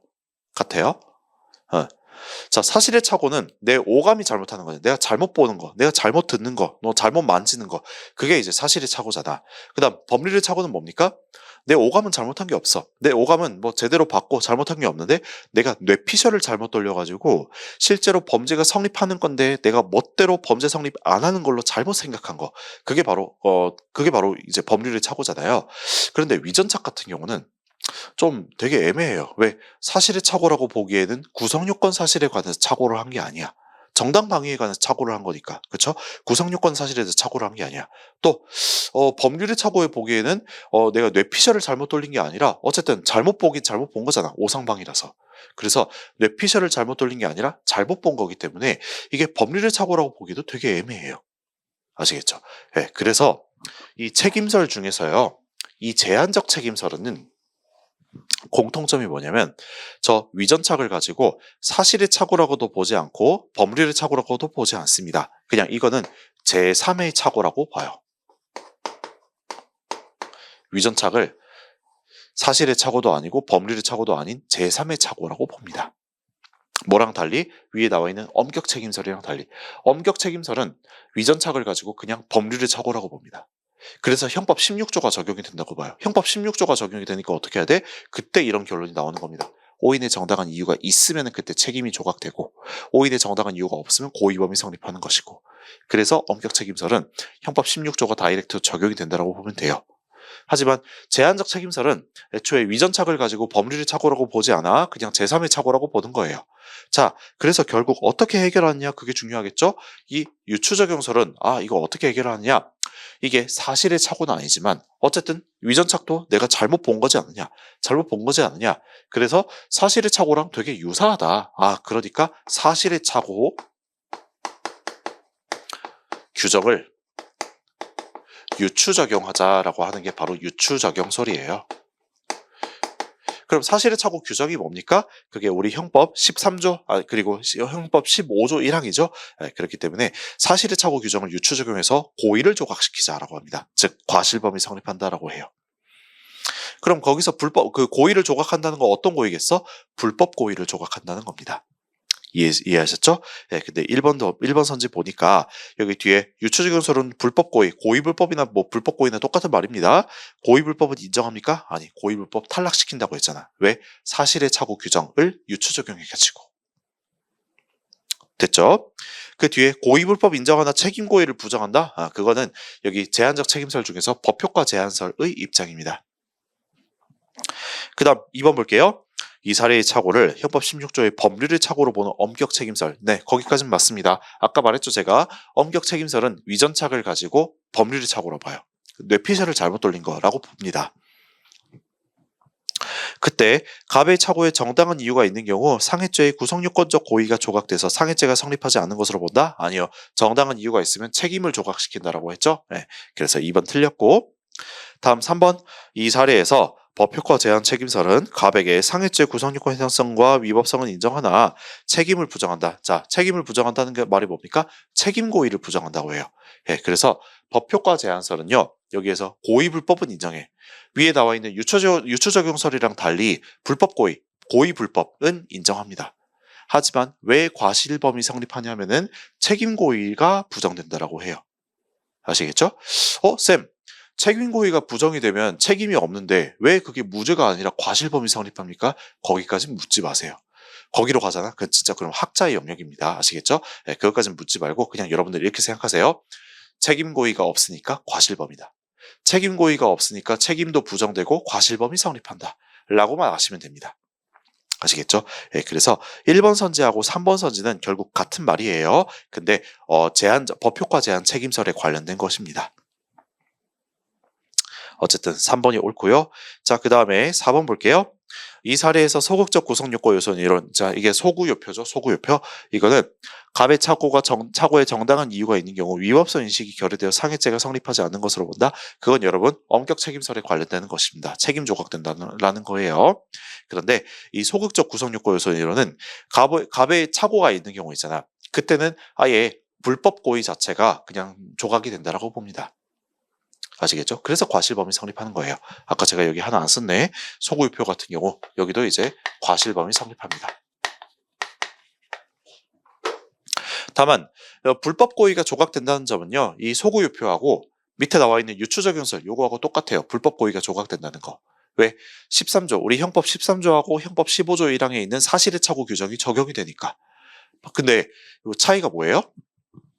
자, 소구유표 같은 경우는 사실의 착오 규정을 직접 적용합니다. 직접 적용. 왜? 소구요표는 애초에 그 위법성 조각 사유 또한 구성요건 요소라고 봐요. 그래서 위법성 조각 사유에 내가 뭔가 착오가 있다? 그럼 당장 구성요건적 착오가 직접 적용이 된다고 봅니다. 하지만 유추적용설 같은 경우는 그 구성요건적 착오 규정 있잖아. 15조 1항. 그게 직접 적용이 아니라 유추적용이 된다고 봅니다. 이해하셨지요? 네, 그 점이 다른 것이에요. 자, 다음 이제 13번 가보겠습니다. 과실범. 2번 볼게요. 그냥 자, 실화죄에 있어서 피고인들의 공동의 과실이 경합되어 화재가 발생한 경우 그때 하나의 조건이 되었더라도 공동의 원인 제공한 사람들한테 각자 실화죄 책임 인정할 수 없습니까? 이거 뭐 독립행위의 경합으로서 싹 다 미수범으로 처벌해서 불가버린가? 그거 아니죠. 각자가 담배꽁초를 던졌으면은 그 담배꽁초를 던진 그 사람들한테 전부 다 그냥 인과관계랑 과실이 다 인정된다는 소리예요. 아시겠죠? 그래서 전부 다 실화죄의 책임을 각각 진다라고 보시면 되겠습니다. 공동정범은 아니겠지. 왜? 의사연락이 없었으니까 공동정범은 아니겠지. 하지만 각자가 그 인과관계 원인을 제공했기 때문에 이런 경우는 실화죄 책임을 진다라고 보시면 돼요. 14번 가볼게요. 결과적 가중범. 그냥 4번 보겠습니다. 강도 공범자 중 1인이 강도의 기회에 피해자한테 폭행, 상해를 가해서 살해한 경우 다른 공모자가 살인의 공모를 하지 않았다면 살인이나 치사행위에 대해서 예견 가능성과 관계없이 강도치사죄 죄칙 인정할 수 없나요? 아니죠. 예견 가능성이 있어야만 결과적 가중법의 공범으로 인정할 수 있는 거잖아. 그래서 4번 틀렸고. 자, 그 다음 15번 볼게요. 자, 너무 쉽죠? 이런 것 때문에 무난하다고 한 겁니다. 자, 2번 선지 볼게요. 자, 형법 총칙의 공범 규정. 이거 필요적 공범에 적용됩니까? 안 됩니까? 당연히 적용 안 되죠. 형법 총칙상의 공범 규정이 뭐예요? 우리 형법 30조에 있는 공동정범, 31조에 있는 교사범, 32조에 있는 방조범 규정이잖아. 이런 것들은 임의적 공범에만 적용이 되는 것이고 필요적 공범엔 적용 안 됩니다. 다들 아시죠? 근데 여기 적용된다라고 나와 있으니까 틀렸네. 쉬었습니다. 다음 16번 가볼게요. 교사범, 방조범. 자, 4번 볼게요. 피고인이 자기의 형사사건에 관해서 타인 교사에서 위증죄를 범하게 했다. 그때는 형사소송에 있어서 방어권을 남용하는 것이라고 할 수 없어서 교사범의 죄책을 부담하지 않습니까? 아니요. 자기 위증 교사를 하는 것도요. 방어권 남용에 해당하면은 그냥 위증교사죄로 처벌됩니다. 아시겠죠? 네, 자기 위증교사. 위증죄도 역시 방어권 남용 법리가 적용이 되기 때문에 이때 방어권 남용에 해당하면은 그때 자기 위증교사는 위증교사죄가 성립합니다. 자, 여러분 방어권 남용 법리 적용되는 게 어떤 게 있습니까? 흔히 아는 범인도피죄, 범인은닉죄, 그 다음에 증거인멸죄, 그 다음에 위증죄. 얘네 3형제에는 방어권 남용 법리가 적용이 돼요. 그런데 무고죄에는 방어권 남용 법리 적용됩니까? 안 됩니까? 적용 안 돼요, 여러분. 쌤, 근데 자기 무고 교사 방조한 것도 그거 처벌하는데요? 그건 방어권 남용 아닌가요? 아니, 그거는 자기 무고 교사 방조를 처벌하는 거. 그거는요, 아예 법리 자체가 달라요. 방어권 남용이기 때문에 처벌되는 게 아닙니다. 처벌하긴 처벌하지만 방어권 남용 때문에 처벌하는 게 아니에요. 자기 무고 교사 방조를 처벌하는 이유는 그 행위가 그 상대방이 나를 무고하는 거 있잖아. 상대방이 나를 무고하는 행위 자체가 죄가 되기 때문에 정범의 행위가 죄가 되기 때문에 내가 그걸 가지고 교사하거나 방조를 하면 처벌한다는 것이지 그건 방어권 남용이랑은 아무 관련이 없습니다. 무고는. 아시겠죠? 그래서 여러분들이 좀 주의를 해주시기 바라요. 그 다음 17번 간접정범 가보겠습니다. 3번 볼게요. 자, 간접정범을 통한 범행에서 피이용자는 간접정범 의사를 실현하는 수단으로서 지위를 가지므로 피해자 사기범행 실현하는 수단으로서 타인 기망에서 편취한 재물 재현상이 전자라는 자, 밑줄 도구로서만 이용한 경우 그때는 그 도구에 대해서 사기죄가 별도로 성립합니까? 안 합니까? 이건 여러분들이 사기죄의 구성요건 해당성만 알면은 다 풀 수 있어요. 사기죄의 구성요건 요소 뭡니까? 자, 일단 사람을 기망을 해야 돼요. 그 다음에 그 사람으로 하여금 착오를 일으켜야 됩니다. 그럼 그 사람으로 하여금 처분행위를 하도록 해야 돼요. 처분행위. 자, 그 다음 가장 중요한 거 그 사람으로 하여금 재물이나 재산상 이익을 뽑아 먹으면은 편취하면은 그럼 이제 사기죄가 성립하는 거예요. 근데 여기서 보면은 그냥 도구로만 이용을 했다면서 도구로만 이용을 했기 때문에 그 도구로부터 어떠한 이 재물이나 재산상 이익을 편취한 사실이 없습니다. 아시겠지요? 그렇기 때문에 사기죄가 별도로 성립하지 않아요. 자, 그 다음에 이제 18번 가보겠습니다. 적절하지 않은 거 1번 볼게요. 여러분, 공동정범 같은 경우는 구체적으로 또는 전체의 모의 과정 그런 거 필요 없습니다. 그냥 서로 간에 의사연락만 있으면 돼요. 뭐 하나 예시를 들어볼까요? 자, 만약에 제가 이 노량진 미래인재 그 학원 앞에서 어떤 사람을 막 패고 있었어요. 제가 막 패고 있었어요. 근데 여러분들이 이제 길 가다가 김효범 쌤이다. 효범 쌤이 누구 패고 있네. 가서 도와드려야겠다 해서 와가지고 저랑 이제 눈빛 교환 한번 쓱 하고 같이 여러분들이 그 사람 같이 팼잖아. 그럼 공동정범 성립하는 거예요. 뭐 엄밀히 말하면 이제 폭처법상 공동폭행죄가 성립하겠지만 어쨌든 그것도 이제 공동정범을 전제로 하는 거잖아. 예, 그렇기 때문에 반드시 전체의 모의 과정, 뭐 구체적인 모의 과정 그딴 거 다 필요 없이 그냥 의사 연락만 있으면 끝입니다. 아시겠죠? 물론 이제 여러분들은 경찰관들이니까 그러시면 안 되겠죠, 당연히. 제가 이 폭행을 하고 있으면 당연히 저를 연행해 가셔야 됩니다. 현행범 체포로 체포해 가셔야 됩니다. 어쨌든 여기에서 의사 연락만 있으면 되는 거지 전체의 모의 과정이 없어도 괜찮다라는 거예요. 자, 그 다음에 19번 가볼게요. 이제 3번 보겠습니다. 경합범 판결 선고받은 자가 경합범 중에 어떤 죄에 대해서 사면형 집행 면제된 경우에는 그때 다른 죄에서 다시 형을 정한다라는 이 규정이거든요. 다시 형을 정한다. 그게 이제 문제가 됩니다. 자, 다시 형을 정한다라는 게 다시 형을 정한다.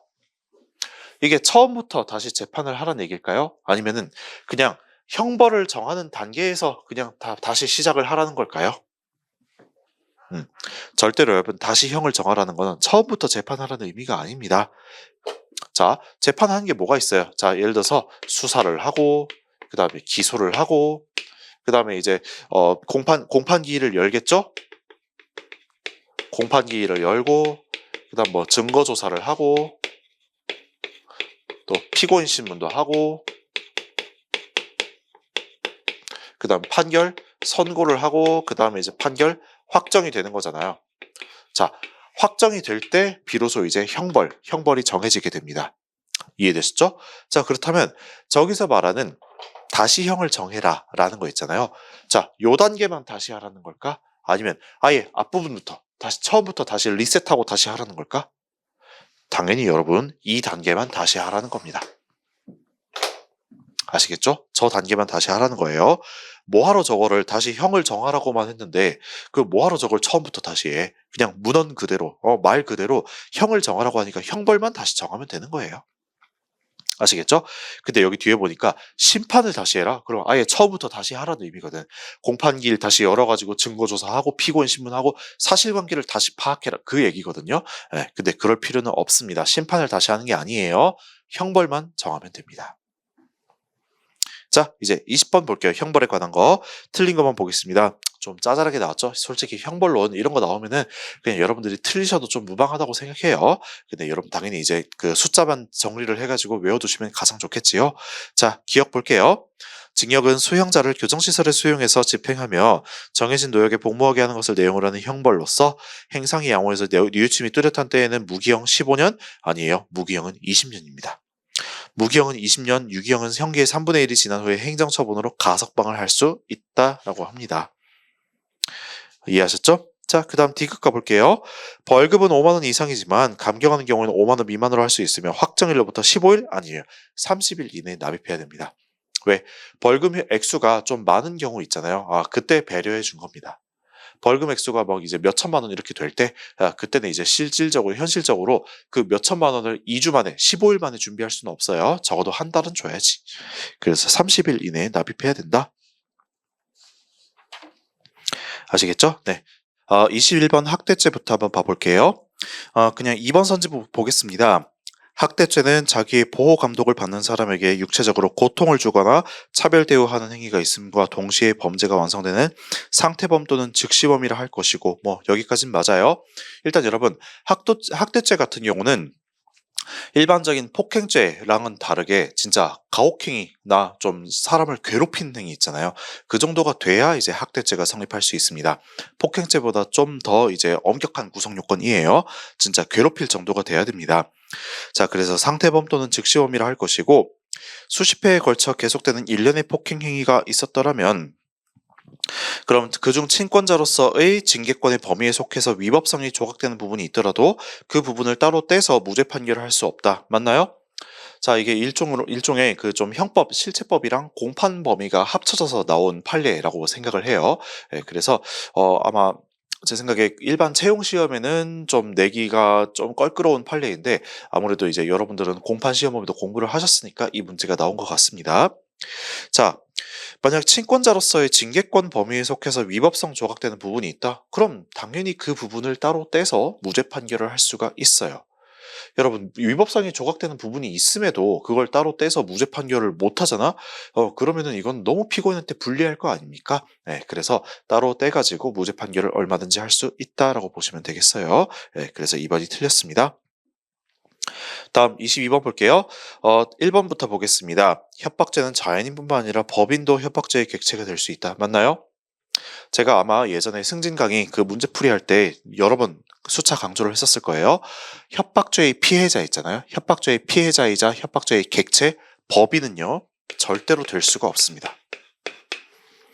법인은 애초에 협박죄의 피해자가 될 수가 없습니다.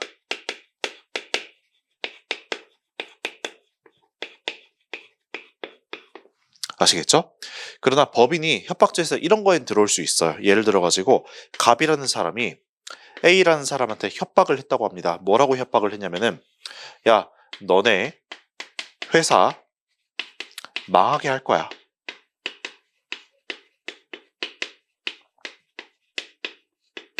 라고 이제 협박을, 해약을 고지했다라고 해볼게요. 자, 그러면은 갑은 지금 누구한테 협박을 한 거예요? 이 회사에 협박을 한 겁니까? 아니면 상대방 A한테 협박을 한 겁니까?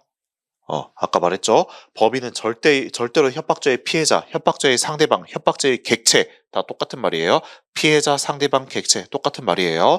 자, 절대로 법인은 협박죄의 피해자가 될 수 없다라고 했잖아. 그러니까 이 협박죄의 피해자, 상대방은요, 이 사람 A입니다.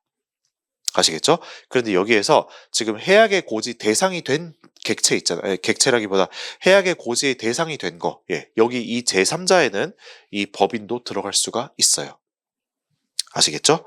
그리고 다들 아시겠지만 이 해약의 고지 대상이 된 제3자 있죠. 여기하고 협박죄의 상대방 간에는 밀접한 관계가 있어야 됩니다. 그래야 저 상대방 A에 대해서 협박죄가 성립할 수가 있는 것이에요. 따라오시죠? 자, 다시 정리를 하자면 협박죄의 객체, 협박죄의 피해자는 법인 절대로 들어올 수 없습니다. 아시겠죠? 오로지 협박죄의 피해자는 자연인만이에요. 자연인.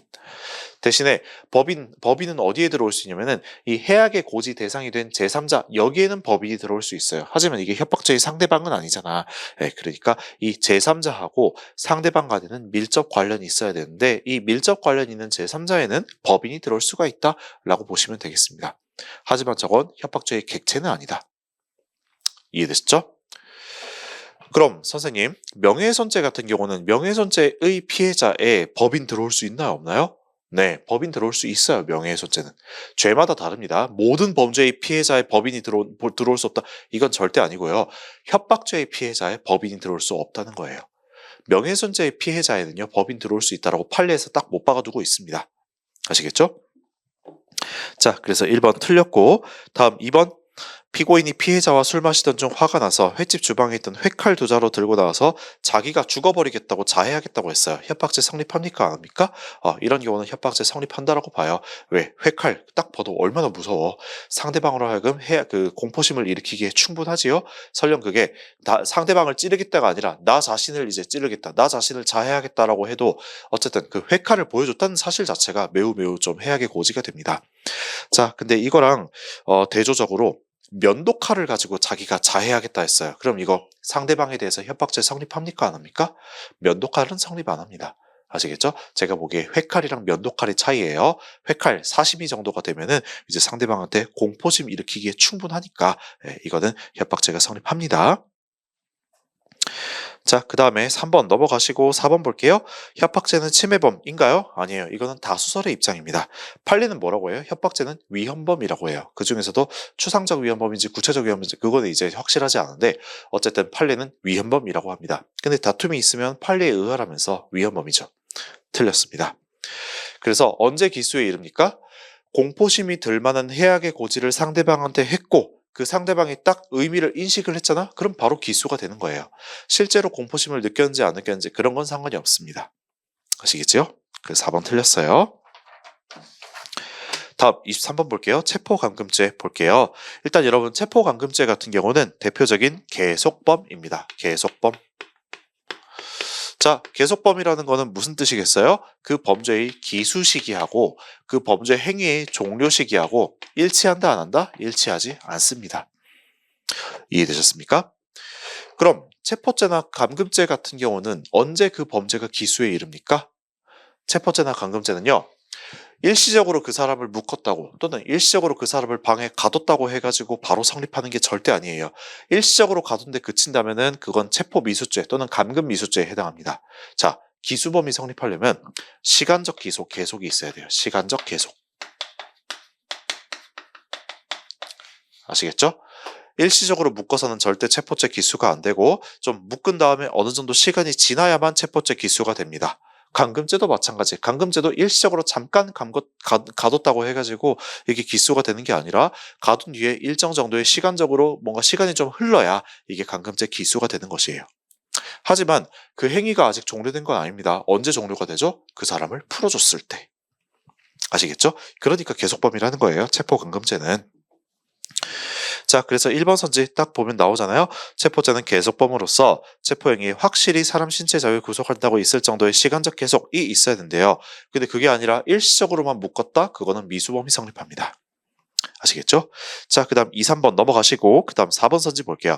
체포감금죄의 기수 시기는 피해자 신체활동의 자유가 회복된 시점입니까? 아니요. 기수 시기 아까 1번 선지 나왔었잖아.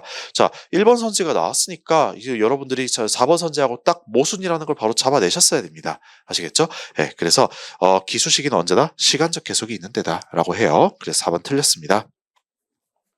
자, 그 다음에 제가 한번 전에 말씀드렸던 적이 있을 거예요. 계속범 한번 볼게요. 계속범 실행의 착수 시기가 있고요. 그 다음에 기수 시기가 있고 그 다음 종료 시기가 있습니다. 자, 계속범이니까 기수 시기하고 범죄행위 종료 시기하고 다르다라고 제가 말씀드렸었죠. 자, 여기서 정범갑이 있다고 해볼게요. 정범갑이 실행에 착수하기 전을 가지고 1번이라고 해볼게요. 그 다음 실행에 착수 이후 기수 전을 가지고 2번 시점이라 해보겠습니다. 자, 그 다음 기수 이후 종료 이전 시점을 가지고 3번이라고 하고 범죄행위 종료 이후를 가지고 4번 시점이라 해볼게요. 자, 이때 정범갑한테 공범을이 여기다가 숟가락을 얹고 싶어 합니다. 공범으로 가담하고 싶어 해요. 자, 그러면 1번 시점에 만약 가담을 한다? 그러면 공범을 가담 가능하게, 공범 성립 가능해요? 불가능해요? 네, 우리 판례에 따르면은 공범 성립 가능하다라고 합니다. 대신에 조건이 있어요. 어떤 조건? 정범이 실행에 착수해야만 공범 성립할 수 있어요. 반대로 정범이 실행에 착수 안 하면 어떻게 될까?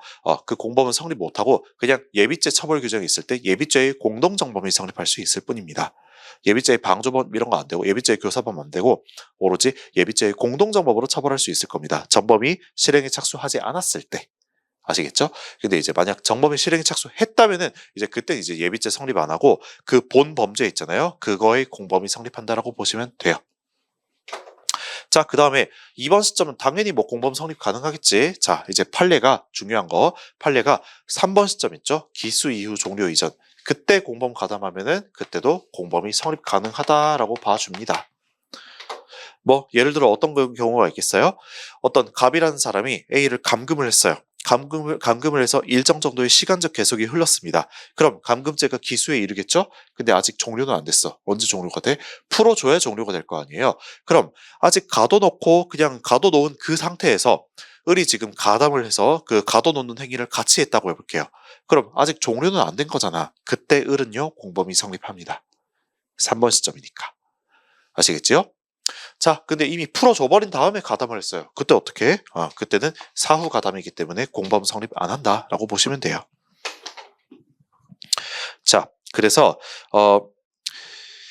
여기 4번 선지에서 뒤에 기수 이후에는 공범이나 정당방해가 성립할 수 없다? 네, 그게 틀린 것입니다. 아시겠지요? 쌤, 정당방위가 성립할 수 없다. 그거는 제가 말이 잘 이해가 안 되는데요. 여러분, 정당방위는 뭡니까? 정당방위? 현재의 부당한 침해에 대해서 상당한 방위 행위를 하는 거. 그게 바로 정당방위잖아요. 자, 그래서 여기서 현부침, 현재의 부당한 침해, 즉 범죄 행위거든요. 현재 나에 대해서 범죄 행위가 계속되고 있어야 거기에 대해서 방위 행위를 할 수가 있는 거예요. 근데 현재 나에 대해서 범죄 행위가 종료됐잖아? 그럼 거기에 대해서 방위 행위 할 수 있다 없다? 그거 안 돼요. 왜? 현재라는 요건을 결했으니까. 아시겠죠? 다시 상대방이 나한테 현재 범죄 행위를 하고 있어. 그럼 현재의 부당한 침해 인정이 되는 거죠. 하지만 상대방이 나한테 범죄 행위를 하는 게 이미 종료가 돼버렸습니다. 그럼 현재의 부당한 침해 된다 안 된다? 안 됩니다. 아시겠죠? 그렇다면은 계속범, 지금 이 3번 시점 있잖아요. 기수 이후 종료 전. 상대방이 나한테 뭔가 계속범을 하고 있어. 상대방이 지금 나를 감금을 했어요. 아직 안 풀어주고 있어요. 그때는 상대방이 나에 대해서 범죄 행위가 종료된 겁니까? 안 됩니까? 아직 안 된 거예요. 즉, 현재의 부당한 침해가 계속되고 있는 경우입니다. 내가 아직 갇혀 있으니까. 그땐 정당방위 가능해, 불가능해? 가능해요. 3번 시점에. 아시겠죠? 근데 이미 지금 상대방이 나를 풀어줘 버렸어. 지금 종료가 된 이후에요. 그때는 현재의 부당한 침해 인정됩니까? 안 됩니까? 나 풀어줬는데? 안 되겠지. 그때는 정당방위 불가능합니다. 아시겠죠? 네, 그래서 이것도 알아두시면 좋겠습니다. 상대방의 계속범이 나에 대해서 계속범을 저지르고 있어요. 그때 기수 이후 아직 종료가 되기 전이잖아. 그때는 정당방위도 가능합니다. 상대방에 대해서. 이해되셨죠? 그 다음에 공소시효의 기산점은 기소 시점이 아니에요. 종료 시점입니다. 다들 아시다시피 공소시효의 기산점은 일괄해서 행위의 종료시가 공소시효의 기산점이다. 다 틀렸습니다. 자, 그 다음 24번 가볼게요. 약취 유인죄 옳지 않은 거 보겠습니다. 3번. 미성년자 유인죄란 기망 또는 유혹을 수단으로 해서 꾀어 하자 있는 의사에 따라 자유로운 생활관계, 보호관계로부터 이탈하기 위해서 사실적 지배에 옮기는 행위이기 때문에 미성년자가 보호감독자나 보호감독 위임받은 자의 사실적 지배가 있는 경우에 기망의 대상이 될 수 없습니까? 아니요. 장소적 제약은 없어요. 아시겠죠? 그냥 그 보호감독자 또는 보호감독을 위임받은 자로부터 어쨌든 이탈시키기만 하면 됩니다. 근데 장소적으로 이탈시킬 필요 없어요. 아시겠죠? 네, 그래서 사실적 지배하에 있다 하더라도 기망의 대상이 얼마든지 될 수 있겠지요. 자, 됐습니다. 그 다음 25번 가볼게요. 먼저 1번 선지 볼게요. 자, 여러분 여기 밑에 보시면은 상대방 의사에 반하는 유형력 행사로서 상대방의 성적 자유를 침해하는 정도 있잖아요. 그 말 자체가 추행입니다. 아시겠죠? 상대방의 성적 자유를 침해하는 정도, 그거 자체가 그냥 추행이에요. 근데 상대방의 성적 자유를 침해하는 정도까지 이르지 않았잖아. 그럼 추행이 아니겠지. 이해되셨나요? 네, 그래서 강제추행죄에 해당하지 않는다는 거, 네, 옳습니다. 그 다음 2번 볼게요. 동성인 군인 사이의 학문성교 그 밖의 유사한 행위가 사적 공간에서, 자 밑줄 쳐봅시다. 사적 공간. 그 다음 또 밑줄 쳐봅시다. 자발적 의사 합치. 자, 사적 공간에서 이루어지고 그 다음 그들만의 자발적 의사 합치에 따라 이루어졌다. 그러면은 군이라는 공동사회의 건전한 생활과 군기를 직접적 구체적으로 침해한 것으로 보기 어렵다. 그때는 군형법상 추행죄에 해당하지 않습니다. 아시겠지요? 예, 물론 이제 반대로 말해서 사적 공간도 아니고 자발적 의사 합치도 아니다. 자발적 의사 합치라가 아니 그 자발적 의사 합치라 하더라도 예를 들어서 군 부대 내에서 근무 시간 중에 이런 짓을 했다. 그러면 이제 군형법상 추행죄가 성립하겠지요. 하지만 그런 거 아니고 자기들끼리 사적 공간에서 자기들 집에서 자발적 의사 합치에 따라서 이렇게 학문 성교를 했다면은 그럼 처벌할 이유가 없다는 겁니다. 이게 지금 동성애자를 처벌하는 법도 아니고 사적 공간에서 자기들끼리 합치를 했다는데 왜 처벌을 해? 그렇죠? 네, 그래서 이런 경우는 군형법상 추행죄에 해당하지 않아요. 아시겠죠? 그래서 이 군형법상 추행죄, 즉 군형법 92조의 6에 있는 거 이거는요. 옛날엔 그냥 순수한 사회적 법익에 관한 죄였습니다. 근데 이제 헌법재판소와 대법원에서 좀 입장을 바꾸어서 그냥 사회적 법익에 관한 죄만이 아니라 개인적 법익에 관한 죄이기도 하다라고 바꿨어요. 보호법익을 좀 바꿨습니다. 그렇기 때문에 이게 개인적 법익, 이 사람들 간의 성적 자기결정권, 그것도 좀 보호해 주는 것이에요. 그것도 고려를 해줘야 되기 때문에 이런 경우에 자발적이고 자발적이고 사적 공간에서 했다? 이 정도면 추행죄에 해당하지 않는다라고 하는 겁니다. 만약 이런 것까지 처벌을 하게 되면은 이제 군대 내에서 동성애자를 처벌하는 법안이 될 수가 있잖아. 그렇기 때문에 불합리한 결과가 발생한다는 거예요.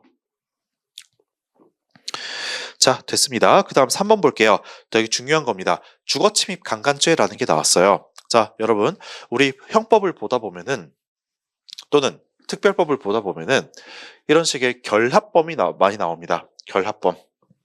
그 중에서 고의범과 고의범 사이의 결합범이 나와요. 자, 이런 경우가 어떤 게 있죠? 우리가 아는 강도강간죄, 강도강간죄, 그 다음 강도상해죄, 강도살인죄, 그 다음 저기서 나오는 주거침입 강간죄. 물론 이거 외에도 더 많잖아요. 자, 그런데 여기 보시면은 앞에 범죄, 강도, 그 다음 후행 범죄, 강간, 그 다음에 선행, 앞에 범죄, 강도, 후행 범죄, 상해, 그 다음 앞에 주거 침입, 그 다음 강간, 요런 고의범과 고의범 사이의 결합범들 있잖아요. 얘들은 인과관계도 중요하지만 선후관계를 좀 엄격히 따지는 편입니다. 아시겠지요? 그래서 강도강간죄 같은 경우는 반드시 강도를 먼저 하고 강도의 실행에 착수를 하고 그 다음에 강간을 해야만 이 죄가 성립해요. 거꾸로 말해서 강간의 실행에 착수를 먼저 하고 그 뒤에 강도를 했다? 그럼 강도강간죄 성립하지 않습니다. 그때는 강간죄와 강도죄의 실체적 경합범이 성립할 뿐이에요. 강도상해죄도 마찬가지입니다. 강도짓을 먼저 하고 그 다음에 이제 내가 고의로 상해를 했어야 강도상해죄가 성립해요. 근데 그게 아니라 애초에 상해의 고의로 먼저 상해를 하고 그 다음에 이제 강도짓을 했다? 그럼 그때는 이제 상해죄와 강도죄의 실체적 경합범이 되겠죠? 주거침입 강간죄도 마찬가지입니다. 주거침입을 먼저 한 다음에 강간을 해야만 주거침입 강간죄가 성립하는 것이에요. 근데 물론 반드시 이 선행범죄 있죠? 앞에 범죄 이것들이 기수에 이를 필요까지는 없습니다. 이것들을 실행에 착수까지만 먼저 하고 설령 이것들이 미수에 그쳤다 하더라도 그 뒤에 범죄가 기수에 이르렀으면 전체 범죄 기수가 되긴 해요. 이게 반드시 기수가 될 필요는 없습니다. 하지만 이 앞에 범죄를 반드시 먼저 실행에 착수 정도는 해줘야 돼. 그래야 이 선후관계가 있어야 뒤에 이 전체 범죄가 성립할 수 있다는 겁니다. 이해하셨나요? 근데 이제 여러분들 그래서 어쨌든 3번 틀렸어요. 왜? 주거침입을 먼저 해야 그 뒤에 주거침입 강간죄가 성립할 수 있거든. 근데 이제 가끔 여러분들이 물어보시는 경우가 있습니다.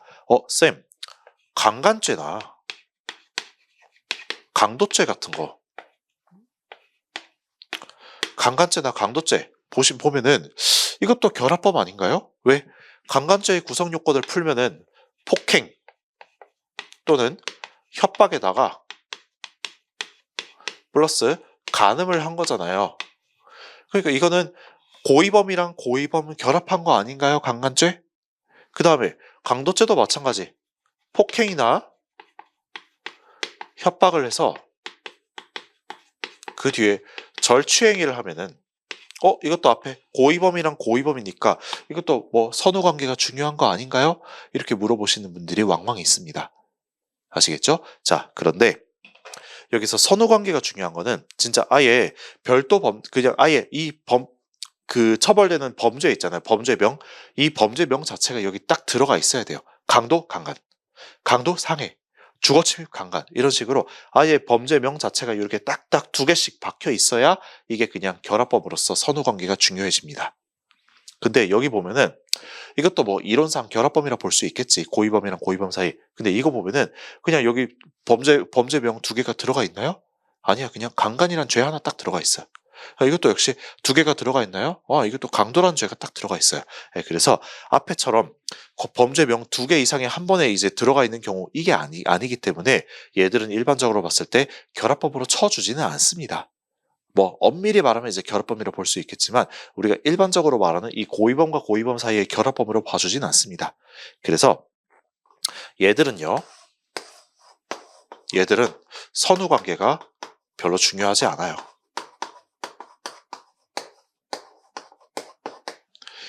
아시겠죠? 그래서 강간죄 같은 경우 폭행, 협박이 간음 행위보다 먼저 선행될 필요가 없습니다. 반대로 간음을 먼저 하고 그 뒤에 폭행, 협박을 나중에 하더라도 강간죄는 성립하는 거예요. 이해되셨죠? 자, 강도죄도 마찬가지. 절취행위를 먼저 하고 나중에 폭행, 협박을 했습니다. 그럼 어떻게 돼? 준강도죄로 처벌되잖아. 그래서 얘들은요 선후관계가 별로 중요하지 않아요. 이렇게 죄명이 2개씩 나오는 거 이거는 이제 선후관계가 중요해요. 앞에 거 먼저 하고 뒤에 걸 해야만 이제 저 죄가 성립하는 겁니다. 하지만 여기 있는 것들은 그냥 죄명이 하나씩만 나와 있잖아. 이런 건 선후관계 안 중요합니다. 아시겠죠? 자, 그 선지가 바로 어디에 있냐면은 뒤에 4번 선지에 있습니다. 한번 볼게요. 강간죄는 사람을 강간하기 위하여 피해자 한 곳 불능하게 하거나 현저히 곤란하게 할 정도의 폭행, 협박 개시한 후 실제 간음행위 시작되어야만 실행에 착수가 있다고 볼 수 있다? 아니요, 틀렸죠. 먼저 간음행위 하고 나서 그 뒤에 폭행, 협박을 하더라도 강간죄 인정이 됩니다. 아시겠지요? 그래서 이걸 좀 구분해 주시면 좋겠어요. 자, 26번 문제 보겠습니다. 1번 볼게요. 자, 미쳤구나. 그 다음에 뒤에 김 회장, 당신에겐 회장이라는 말 쓰기도 부끄럽습니다 라고 합니다. 자, 이 정도면 모욕적 언사에 해당할까 안 할까?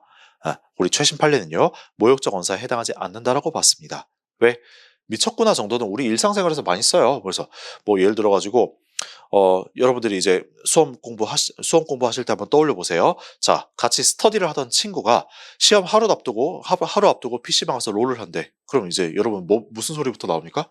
야, 너 미친 거 아니야? 너 미쳤네. 이런 소리부터 나올 거 아니에요. 그거 자체가 모욕입니까? 딱히 모욕적이진 않잖아. 그쵸? 네. 그래서 미쳤구나. 이 정도는요, 뭐 모욕적 언사에 해당한다고 보지 않습니다. 그 다음에 또 당신한테 회장이란 말 쓰기도 부끄럽습니다. 이런 것도 이런 말 들으면은 이 사람이 뭐 이런 말을 들을 만한 행동을 했구나 그냥 싶죠? 딱히 모욕적 언사라고 볼 수가 없어요. 그래서 모욕죄의 구성요건 해당성에 해당하지 없습니다. 그래서 1번 틀렸어요. 그래서 자, 이 모욕죄 같은 경우는 최신 판례가 정말 많이 나오고 있고, 그 다음에 최신 판례가 나올 때 이게 구성요건 해당성이 없어가지고 죄가 안 되는 건지, 아니면 구성요건 해당성은 있지만 위법성이 조각돼가지고 죄가 안 되는 건지, 아니면 이제 죄가 성립하는 건지, 요 세 가지로 나누어서 최신 판례가 많이 쏟아져 나와요, 매년. 그래서 이건 여러분들이 유형별로 좀 분류를 해서 잘 외워두시면 좋겠습니다. 자, 27번 가볼게요. 자, 여기 극최판이 정말 많이 나왔습니다. 자, 기억부터 볼게요. 갑은 2019년 여기까지 서울 영등포구 도로변 가로수 등에서 A가 설치한 등등등 뭘 당부하는 지주협의회의 입장을 게재한 현수막 3개의 끈을 각각 잘라 떼어내 버려 A가 이 사건 현수막을 이용해서 더 이상 재개발 관련 조합원 등 사람들에게 이 사건 입장을 홍보하지 못하게 했다? 이때 업무방해죄 성립합니까? 안 합니까? 여러분, 업무방해죄가 성립하려면은 일단 요건이 어떻게 돼요? 첫 번째로 허위사실을 유포하거나, 그 다음에 위계 또는 위력으로서 일단 타인의 업무를 방해해야 돼요. 자기 업무면 안 되죠. 그 다음에 타인의 보호가치가 있는 업무를 방해할 위험을 발생시키면 되는 겁니다. 아시겠어요? 자, 그런데 요 판례에서는 뭐라고 했냐면은 일단 현수막 설치하는 것 자체가 업무가 아니라고 봤습니다. 요게 아니라고 봤어요. 업무의 정의가 뭡니까? 업무의 정의는 이거예요. 사, 지, 개, 반 이거든요. 즉 사회생활상 지위에 기해서 계속적 반복적으로 행하는 사무, 그걸 가지고 업무라고 합니다. 그런데 여기에는 그냥 딸랑 현수막 하나 다는 거잖아. 이게 사회생활상 지위에 기해서 한 게 아니라고 봤어요. 아시겠나요? 만약에 이게 지금 현수막이 정당 현수막이었어 봐. 정당 현수막이었으면 그 정당의 업무 일환으로 볼 수도 있을 겁니다. 왜? 정당이라는 사회생활상 지위에 기해서 한 거니까. 아시겠죠? 근데 이거는 뭐 정당 현수막도 아니었고, 뭐 일반적으로 그냥 자기가 현수막 단 거일 뿐이니까 이걸 가지고 사회적 지위에 기해서 본 게 아니라고 봤어요. 그래서 업무가 아니라고 봤습니다.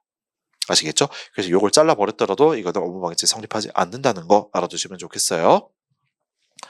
만약에 여러분들이 지금 길거리 걸어다가 이제 정당 현수막 같은 거 그걸 훼손하면 어떻게 될까? 그럼 뭐 업무방해죄도 성립할 수 있겠지만 이제 그거 처벌하는 다른 국가적 법익에 관한 죄, 사회적 법익에 관한 죄가 그것도 따로 있습니다. 아시겠죠? 네, 그래서 현수막 같은 걸 훼손하시면 안 돼요. 당연하겠지만. 자, 그 다음 니은 볼게요. 이것도 최판입니다. 사기죄와 위계에 의한 업무방해죄는 그 구성요건과 보호법이 달리하고 있죠. 애초에 사기죄는 제3범죄지만 업무방해죄는 제3범죄가 아닙니다. 애초에 그냥 완전 다른 범죄잖아. 그래서 겹치는 건 딱 하나뿐이에요. 속인다는 거 딱 하나뿐입니다. 자, 그 다음에 사기죄 성립에 일반적 전형적으로 위계 업무방해죄가 수반되는 거 아니죠? 그렇기 때문에 위계 업무방해죄는 사기죄의 불가벌적 수반행위나 불가벌적 사후행위가 아니라 별개의 범죄, 수죄를 구성합니다. 그런데 수죄인데 아직 상상적 경합인지 실체적 경합인지 그거는 이 지문에 안 나와 있죠? 판례를 읽어보면은 실체적 경합이라고 합니다. 이해됐어요? 네. 아예 그냥 보호법 자체가, 카테고리 자체가 다른 범죄니까 그냥 실경이라 보시면 될 것 같아요. 게다가 행위도 여러 개, 2개 이상입니다. 왜? 사기죄 같은 경우는 속여가지고 돈 받아 먹어야 성립하는 거예요. 위계 업무방해죄는 속여서 상대방으로 하여금 뭔가 그릇된 처분을 하게 하면 성립하는 범죄입니다. 아시겠죠? 네, 그래서 속이는 것까지는 뭐 동일할 수 있어. 하지만 그 뒤에 돈을 받아먹는 행위가 사기죄 같은 경우는 하나 더 추가되잖아. 그래서 행위가 2개 이상이 되어 실경입니다. 그 다음 디귿 볼게요. 자, 이렇게 인감 도장의 인도를 거부했다라고 하네요. 그럼 단순히 인도를 거부한 행위가 과연 여기서 말하는 위력에 해당하는가? 그게 문제가 됩니다. 여러분, 위력이 뭐예요? 위력은요, 사람의 자유의사를 제압할 만한 일체의 세력을 가지고 위력이라고 합니다. 쉽게 말해서 문신 보여주는 거. 이 정도가 되면 위력이 돼요. 하지만 단순히 도장을 내가 갖고 있다가 안 돌려줬잖아. 그럼 이게 부작위에 의한 위력인가? 그게 문제가 돼요. 여러분, 부진정 부작위범이 성립하려면 어떻게 해야 됩니까? 그 부작위가 자기에 의한 실행행위와 동일한 정도의 형법상 동등한 가치를 가지고 있어야 되는 거잖아요.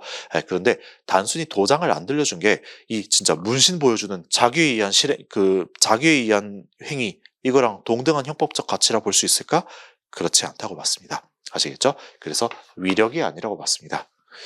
이게 문제가 될 거면 부작위 위력이 돼야 돼요. 근데 부작위 위력까지는 아니라고 봤어요. 왜? 자기에 의한 자기랑 동등한 형법적 가치를 지닌다고 볼 수가 없기 때문이었습니다. 이거 유사한 판례 뭐가 있어요? 단순히 공사 자재를 치우지 않은 거. 그거는 부작위에 의한 위력이 아니라고 봤지요? 그래서 자기 행위와 동가치성이 없기 때문에 단순히 도장을 안 돌려준 거, 이거는 위력이 아니라고 봤습니다. 자, 됐죠? 그 다음에 리을 볼게요. 리을 같은 경우는 이거는 서류 포장 안에 특정 종교 비방하는 내용의 전단을 몰래 집어넣은 거잖아요. 이거는 위계, 위계 속인 거니까 위계 업무방해죄가 성립하고요. 자, 그 다음 미음. 헌법상 표현의 자유 보장과 한계 및 정부 국가기관 정책 결정이나 업무 수행과 관련된 사항 등 공적 관심사에 대한 표현 행위가 업무방해죄에서 말하는 위력의 행사에 해당하는지 이거는 표현의 자유하고 좀 저울질을 해야 되죠. 왜? 표현의 자유도 어쨌든 보장을 해줘야 되는 거니까. 그래서 이거를 함께 음미해서 판단해야 된다. 네, 이거 뭐 워낙 좋은 말이죠. 옳은 선지입니다. 제가 굳이 미음 선지의 사실관계를 말씀드리자면 이런 거예요. 자, 방위산업 전시회장이 있었습니다. 자, 방산 전시회장이면 거기 꼭 어떤 게 있겠어요? 장갑차도 있을 것이고 탱크, 전차도 있을 겁니다. 그렇죠? 근데 여기에서 방위산업 전시회장에서 좀 반전단체, 시민단체 있잖아요. 그 전쟁에 반대하는 시민단체. 그 시민단체 분들이 여기에 몰려가가지고 장갑차나 전차 위에 올라가서 반전 구호를 외치고 반전 노래를 외치면서 기타를 연주한 사안이었습니다. 아시겠죠? 이 정도가 위력에 해당하느냐? 그게 이제 문제가 됐던 거예요. 자, 이 정도는 이제 위력에 해당한다고까지는 보지 않았습니다. 아시겠죠? 네, 그래서 표현의 자유를 좀 더 폭넓게 보호해준 판례라고 보시면 되겠어요. 자, 그 다음 28번 문제 가볼게요. 재산죄 보겠습니다. 기억 볼게요. 여러분, 절도죄가 성립하려면은 객체가 뭐여야 됩니까? 재물이어야 돼요? 재산상 이익이어야 돼요? 일단 재물이어야 됩니다. 그런데 전화통화를 했어요. 그러면 뭘 얻은 거죠? 원래였다라면 돈 내고 전화통화, 요금을 내고 전화통화를 했었어야 돼. 근데 아무 요금도 내지 않고 전화통화 공짜로 했잖아. 그렇다면 얻은 이익은 뭡니까? 내가 원래였다라면 냈어야 할 전화 요금, 그거를 얻은 거예요. 그럼 내가 손에 만질 수 있는 실체가 있는 거예요? 그 유형물이에요? 아니면은 실체가 없는 무형물이에요? 실체가 없잖아. 무형의 이익이잖아. 그러니까 절도죄 성립하지 않습니다. 재물이 아니기 때문에. 됐죠? 자, 그 다음 이제 니은선지 볼게요. 니은선지는 이제 신카 부정사용죄가 나왔습니다. 여신전문금융업법에 있는. 자, 여전법상 이 신카 부정사용죄가 성립하려면 요건이 어떻게 됩니까? 일단 첫 번째로 재산범죄로 취득해야 됩니다. 재산범죄로 얻은 신용카드나 또는 직불카드 또는 선불카드여야 되죠. 그 다음 세 번째로 그 신용카드의 용도 내적으로 사용을 해야 됩니다. 따라오시나요? 그럼 신용카드의 용도 내 사용이 뭐예요? 용도 내 사용? 자, 요거는 이제 크게 두 가지가 있죠. 물품을 구입하거나 또는 현금 대출, 즉 현금 서비스를 받는 경우가 있어요. 요게 바로 신용카드의 용도 내 사용입니다. 그럼 용도 외적인 사용은 뭐가 있어요? 용도 외적인 거, 계좌이체, 또는 예금 인출. 이 두 가지는요, 신용카드의 용도를 벗어난 겁니다. 왜? 신용카드의 용도는 오로지 신용을 전제로 하는 것이에요. 근데 여기 나와 있는 계좌이체나 예금 인출 같은 경우는 신용이 아니라 예금, 그 안에 예금이 들어있을 걸 전제로 할 수 있는 것들이잖아. 근데 이제 신용카드는 그 안에 예금 들어있는지 마는지 상관없이 신용만 가지고 어쨌든 현금 대출시켜 줄 수 있고 물품 구입할 수 있는 거거든요. 네, 그래서 요게 나오면은 신카 부정사용죄는 성립하지 않습니다. 하지만 이게 나오면 신카 부정사용죄 성립할 확률이 확 높아져요. 아시겠죠? 자, 그러면 니은 같은 경우는 틀린 거거든. 자, 신카 부정사용죄가 성립하지 않는다고 했으니까 틀린 거잖아. 그럼 신카 부정사용죄가 성립하는 게 맞는 거거든요. 자, 구성 요건을 한번 봅시다. 제3범죄로 취득한 신용카드 맞아요? 맞죠? 지금 기망을 했잖아. 사기를 쳐가지고 지금 뭐라고 했어요? 원래 이제 변호사 선임비로 사용하겠다고, 여기 지금 안 나와 있는데 변호사 선임비로 사용하겠다고 구라를 쳤어요. 그렇게 해서 사기를 쳐가지고 신용카드를 교부받았습니다. 오케이, 제3범죄 사기죄로 얻은 신용카드네. 맞죠? 그걸 가지고 그 뒤에 백화점에서 물품 대금 100만 원 결제했다네. 물품 구입을 했다잖아. 요건에 다 맞네요. 그러니까 신용카드 부정사용죄가 성립하는 거야. 아시겠지요? 그 다음 뒤에 비록 하자인의 의사표시긴 하지만 갑은 A의 승낙에 의해서 사용 권한을 부여받았다? 네, 그렇지 않고 지금 기망을 해서 상대방의 그 자유로운 의사로부터 이탈시켰다라고 봤습니다. 그 신용카드를 상대방의 의사로부터 이탈시켰다고 봐가지고 그냥 아예 기망으로 취득한 신용카드라고 봤습니다. 그래서 니은 틀렸어요. 자, 그 다음 디귿 리을 여러분들이 한번 보시고 그 다음 29번 가볼게요. 자, 1번 뭐 땡겨봤으면 당연히 이제 주거침입 실행의 착수가 인정되니까 야주절의 실행의 착수 인정되겠지. 다음 2번 합동절도에서 합동범위 뭡니까 여러분? 합동범위 공동정범이랑 똑같은 말이에요? 아니죠. 공동정범을 베이스로 해가지고 공동정범이 전제가 돼야 돼요. 그걸 전제로 해서 시간적 장소적 협동관계가 있으면 성립한다는 게 바로 합동범입니다. 근데 여기 보니까 시간적 장소적 협동관계가 있을 필요가 없다? 네, 틀린 거예요. 그래서 2번 틀렸죠? 쉬운 문제였습니다. 자, 다음 30번 한번 볼게요. 1번 넘어가시고 2번 한번 볼게요. 자, 1번 넘어가지 말고 좀 이게 어렵잖아요. 한번 볼게요. 어떤 사안인지 제가 그냥 사실관계를 설명을 해드리겠습니다.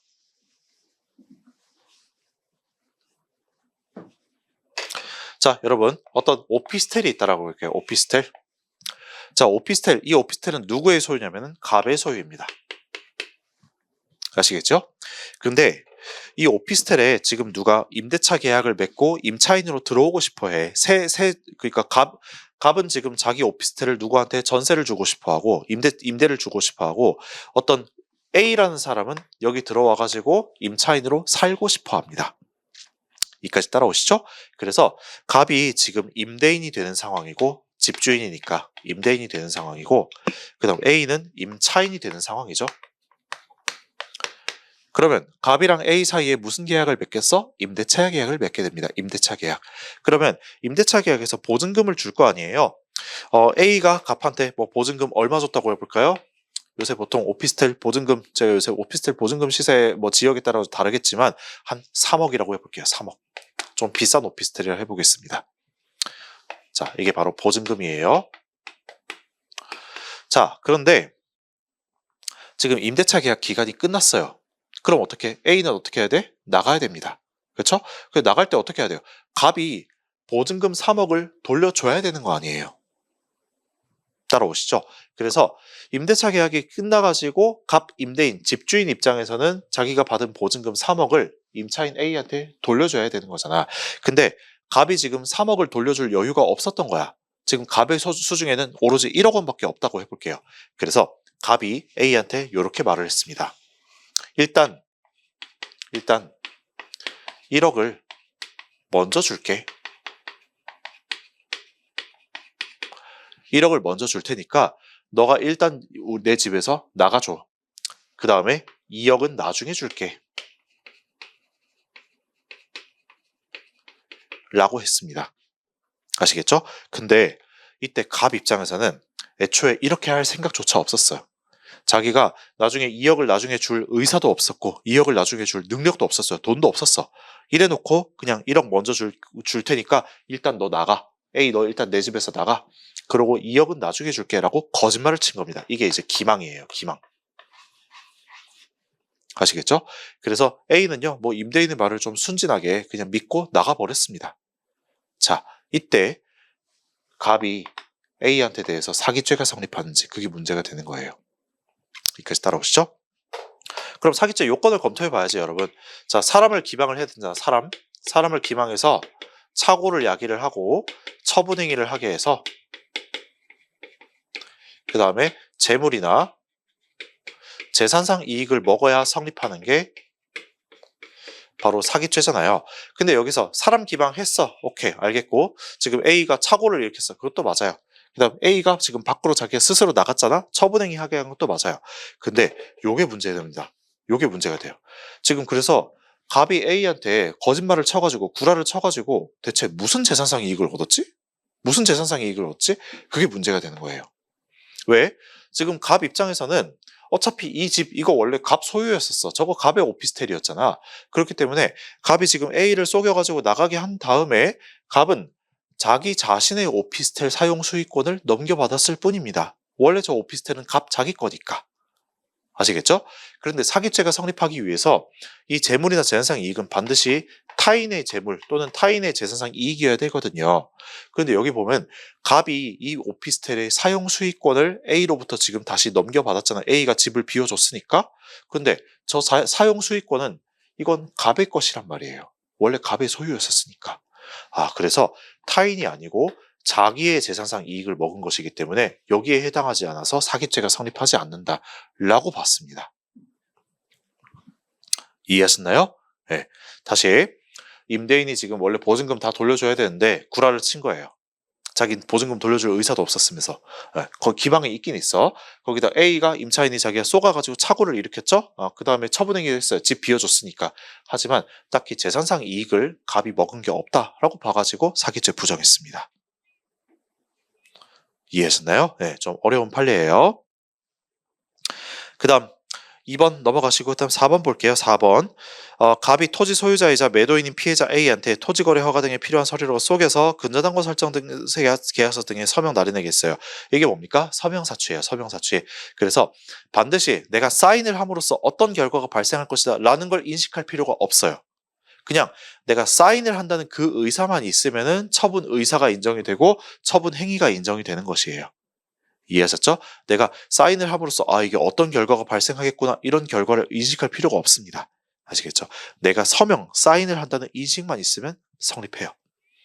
아시겠죠? 요게 바로 서명 사취다. 4번이 정답입니다. 그 다음 위에 있는 3번 같은 경우는 매매 잔금, 이거 잔전 사기라고 하잖아. 매매 잔금을 교부받기 전 또는 교부받던 중에 그 사실을 알고도 그냥 받아 먹어버렸으면은 사기죄가 성립해요. 그런데 교부받은 후에 나중에 내가 거스름 돈 더 받았구나. 근데 안 돌려줘야지. 개꿀이네. 내가 먹어야지. 라고 했으면은 그럼 이제 점유이탈물 횡령죄가 성립한다는 거 비교해 주시면 좋겠어요. 자, 그 다음 31번 3번 선지 부동산 공동으로 상속하던 한 자들 중 1인이잖아. 그럼 자기가 혼자 점유한다 해봤자 다른 상속 지분에 대해선 처분 권능이 있다 없다? 처분 권능 없잖아. 그래서 처분을 해봤자 횡령죄는 성립하지 않는다는 거 넘어갈게요. 왜? 부동산 횡령죄 같은 경우는 성립하려면은 처분 권능이 있어야 되는데 다른 사람의 상속 지분에 대해서는 전혀 처분 권능이 없잖아요. 그래서 횡령죄 성립하지 않습니다. 자, 32번 쉽죠? 알 수 없는 경위로 타인 특정 거래소 가상지갑에 들어있던 비트코인, 즉 차고 비트코인 송금이었어. 이런 경우는 일단 여러분들이 아셔야 될 거, 비트코인은 재물입니까? 재산상 이익입니까? 재산상 이익이에요. 그렇기 때문에 내가 잘못 송금받은 비트코인을 가지고 딴 데 썼다 하더라도 횡령죄는 절대 성립할 수가 없어요. 재물이 아니니까. 아시겠죠? 하지만 그래서 이제 배임죄가 성립하는지 그게 문제가 되는데 우리 판례는 차고 송금 횡령죄 그 법리를 이 차고 비트코인에다가 유추 적용할 수는 없다라고 얘기합니다. 거기다가 타인의 사무처리자도 아니다라고 합니다. 비트코인을 송금받은 잘못 내가 받았다고 해서 이게 타인의 사무처리자다? 그건 아니라고 봤어요. 그래서 배임죄 성립하지 않습니다. 쉬운 거죠? 자, 33번 거기는 별표를 하나 쳐주시기 바랍니다. 제가 전에 한번 1일제에서 이거 한번 언급했던 적이 있었어요. 이거 한번 정리를 해보겠습니다. 여러분, 부동산 양도담보가 뭔지, 동산 양도담보가 뭔지, 그건 여러분들이 기본적으로 아실 거라고 생각을 해요. 자, 근데 이제 양도담보 같은 경우는 여러분들이 아실 거라고 생각하지만 제가 핵심적인 거 하나만 또 말씀을 드려보겠습니다. 갑이 있고 A가 있어요. 자, 갑이 이제 A한테 돈을 빌려줬습니다. 그럼 갑은 어떤 사람? 채권자가 됩니다. 그 다음 A는 채무자가 되겠죠? 자, 그 다음 돈을 빌릴 때 A가 갑한테 양도담보를 설정해 줬을 거 아니에요. 자기 소유의 물건에다가 여기다가 지금 갑한테 양도담보를 설정해 줬겠지요. 그럼 갑은 또 어떤 사람이에요? 양도담보권을 갖고 있는 사람, 즉 양도담보권자라고 합니다. 됐죠? 그 다음 채무자는 어떤 사람? 양도담보를 설정해 줬으니까 양도담보 설정자라고 합니다.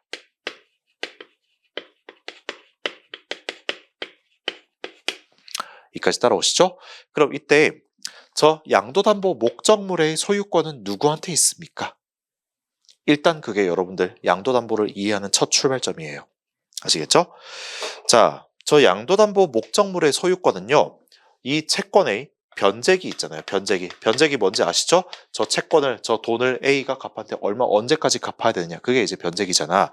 저 변제기가 전이냐 후냐에 따라서 달려 있습니다. 아시겠죠? 그 다음 변제기 전이라면 이 갑이랑 A 사이의 내부자들 사이에서 누구한테 소유권이 있느냐. 그 다음 변제기 전이라면은 내부자 말고 제3자 외부자와의 그 관계에서는 대체 누구한테 소유권이 있냐, 그걸 따져보셔야 돼요. 자, 그래서 저 양도담보 목적물의 소유권은 이 채권의 변제기 전이잖아요. 그럼 내부 관계에서는 요 채무자한테 소유권이 있습니다. 즉 양도담보 설정자한테 소유권이 있어요. 됐죠? 그러나 제3자와의 관계에서는요, 이거는 신탁적 소유권 이전설이라 가지고 딱 외부적으로 봤을 때는 채권자, 이 사람한테 소유권이 있습니다. 자, 다들 아시겠죠? 그런데 이제 변제기 후가 되면 얘기가 달라져요. 아직 지금 A가 갑한테 돈 못 갚았잖아. 그럼 그때는 이 양도담보 목적물의 소유권은 내부적으로든 외부적으로든 상관없어요. 그냥 다 채권자한테 소유권이 넘어갑니다. 여기 지금 소유자들이에요. 아시겠나요? 자, 그래서 지금 저 양도담보 목적물을 함부로 처분을 해버렸을 때 있잖아. 그때도 역시 이게 변제기 전인지 변제기 후인지 그걸 나눠가지고 여러분들이 판단을 해주셔야겠습니다. 자, 이제 변제기 전이랑 후를 나눠볼게요. 변제기 전, 변제기 후. 자, 여러분 변제기 전에 이때 채권자가 처분한 경우가 있고, 자, 다시 해볼게요. 여러분 필기하신 분들 죄송합니다. 그냥 채권자가 처분한 경우로 한번 해볼게요. 채권자가 처분. 자, 요걸 가지고 이제 변제기 전에 처분한 경우하고 변제기 후에 처분한 경우하고 한번 나눠보겠습니다. 자, 만약에 변제기 전에 처분해버렸다. 이때 동산이냐 부동산이냐 한번 나눠볼게요. 동산을 만약 채권자가 변제기 전에 처분했다. 그러면 이 내부자와의 관계에서 채권자가 채무자에 대해서 무슨 죄가 성립할까요? 횡령죄가 성립합니다. 왜죠? 지금 내부자에서 변제기 전엔 내부자 관계에서 이 소유권이 채무자한테 있잖아. 그러니까 채권자 입장에서는 저 동산을 처분을 할 때 타인 소유, 즉 채무자의 소유 물건을 가지고 이제 자기가 우연하게 이제 가지게 됐으니까 그거를 점유하게 됐잖아. 타인 소유, 자기 점유 물건을 처분을 해버린 것이기 때문에 동산에 대해서는 횡령죄가 성립합니다. 아시겠죠? 왜? 변제기 전에는 저 소유권이 채무자한테 있으니까 타인 소유거든. 됐죠? 근데 부동산 같은 경우는 얘기가 조금 달라요. 물론 부동산에서도 내부자 간에서는 저 채무자한테 소유권이 있긴 있습니다. 변제기 전에는. 하지만 부동산 양도담보 같은 경우는 이런 식으로 이루어져요. 채무자 A가 부동산을 갖고 있다가 저 채권자 앞으로 소유권 이전 등기를 해줍니다. 등기. 그런 식으로 양도담보를 설정을 해줘요. 근데 만약에 채무자가 이 돈을 만약 갚잖아? 변제를 하잖아? 그럼 채권자 갑 입장에선 자기 등기를 지워줘야겠어요? 아니면 지우지 말아야겠어요? 당연히 지워줘야 됩니다. 왜? 채권자는 돈을 받았으니까. 그쵸? 네, 그러면은 변제기 전에는 만약 채무자가 돈을 갚으면은 채권자는 자기 명의 등기를 지워줘야 될 의무, 즉 등기 환원 의무가 있어요. 그게 타인의 사무이기 때문에 그럼에도 불구하고 지가 그냥 팔아버렸다? 배임죄가 성립합니다. 됐죠? 자, 이제 채권자 처분인데 변제기 후 한번 나눠볼게요. 변제기 후. 자, 이때는 일단 전제가 어떻게 돼? 변제기 후 아직 변제기 될 때까지 채무자가 돈을 못 갚았으니까 저 양도담보 목적물의 소유권은 대내적, 즉 내부적으로나 외부적으로나 누구한테 소유권이 이전이 돼? 채권자한테 이전이 됩니다. 그래서 원칙적으로 채권자가 팔아버려도 죄가 성립하지 않아요. 자, 예를 들어서 청산 목적으로 팔아버렸다. 그럼 당연히 무죄입니다. 왜? 채권자 입장에서도 자기가 이 돈 받아내야 될 거 아니에요. 청산을 해야 될 거 아니야. 그래서 채권 변제 목적, 즉 청산 목적으로 요거를 팔아버렸으면 자기 소유 물건을 팔아버렸으니까 당연히 뭐 팔 수 있는 거잖아. 무죄죠. 근데 문제는요. 이런 경우가 있어요. 청산과 상관없는 다른 목적으로 팔아버린 경우도 있습니다. 이런 경우는 아마 신광훈 교수님 그 기본서에는 없을 거예요. 그렇게 중요하진 않은 거기 때문에 그렇습니다. 하지만 알아는 두세요. 이때는 배임죄가 성립합니다. 아시겠죠? 청산과 상관없는 목적으로 팔아버렸으면 아예 그냥 엄한 목적으로 그냥 뻘짓을 한 거니까 이건 배임죄가 성립을 해요. 자, 그 다음에 청산 목적으로 팔았는데 너무 부당하게 염가 처분했어요. 염가 처분이 뭐예요? 너무 싸게 팔아버렸다는 겁니다. 예를 들어서 이 물건 양도담보 목적물이 한 3억 원이었어요. 시가가 3억 원이야. 그럼 보통 3억 원 이상에 팔아야 되는데 3억에 안 팔고 채권자가 그냥 빨리 팔고 싶어가지고 한 1억 5천 반값에 팔아버린 겁니다. 그래서 막 이렇게 너무 싸게 팔아버렸다? 이거 무슨 죄가 성립할까요? 이것도 무죄입니다. 왜? 어쨌든 변제기 후고 지금 자기 소유 물건을 가지고 자기가 청산 목적으로 팔았으니까 무죄라는 거예요. 아무리 싸게 팔았다 하더라도. 어쨌든 청산 목적이잖아. 됐죠?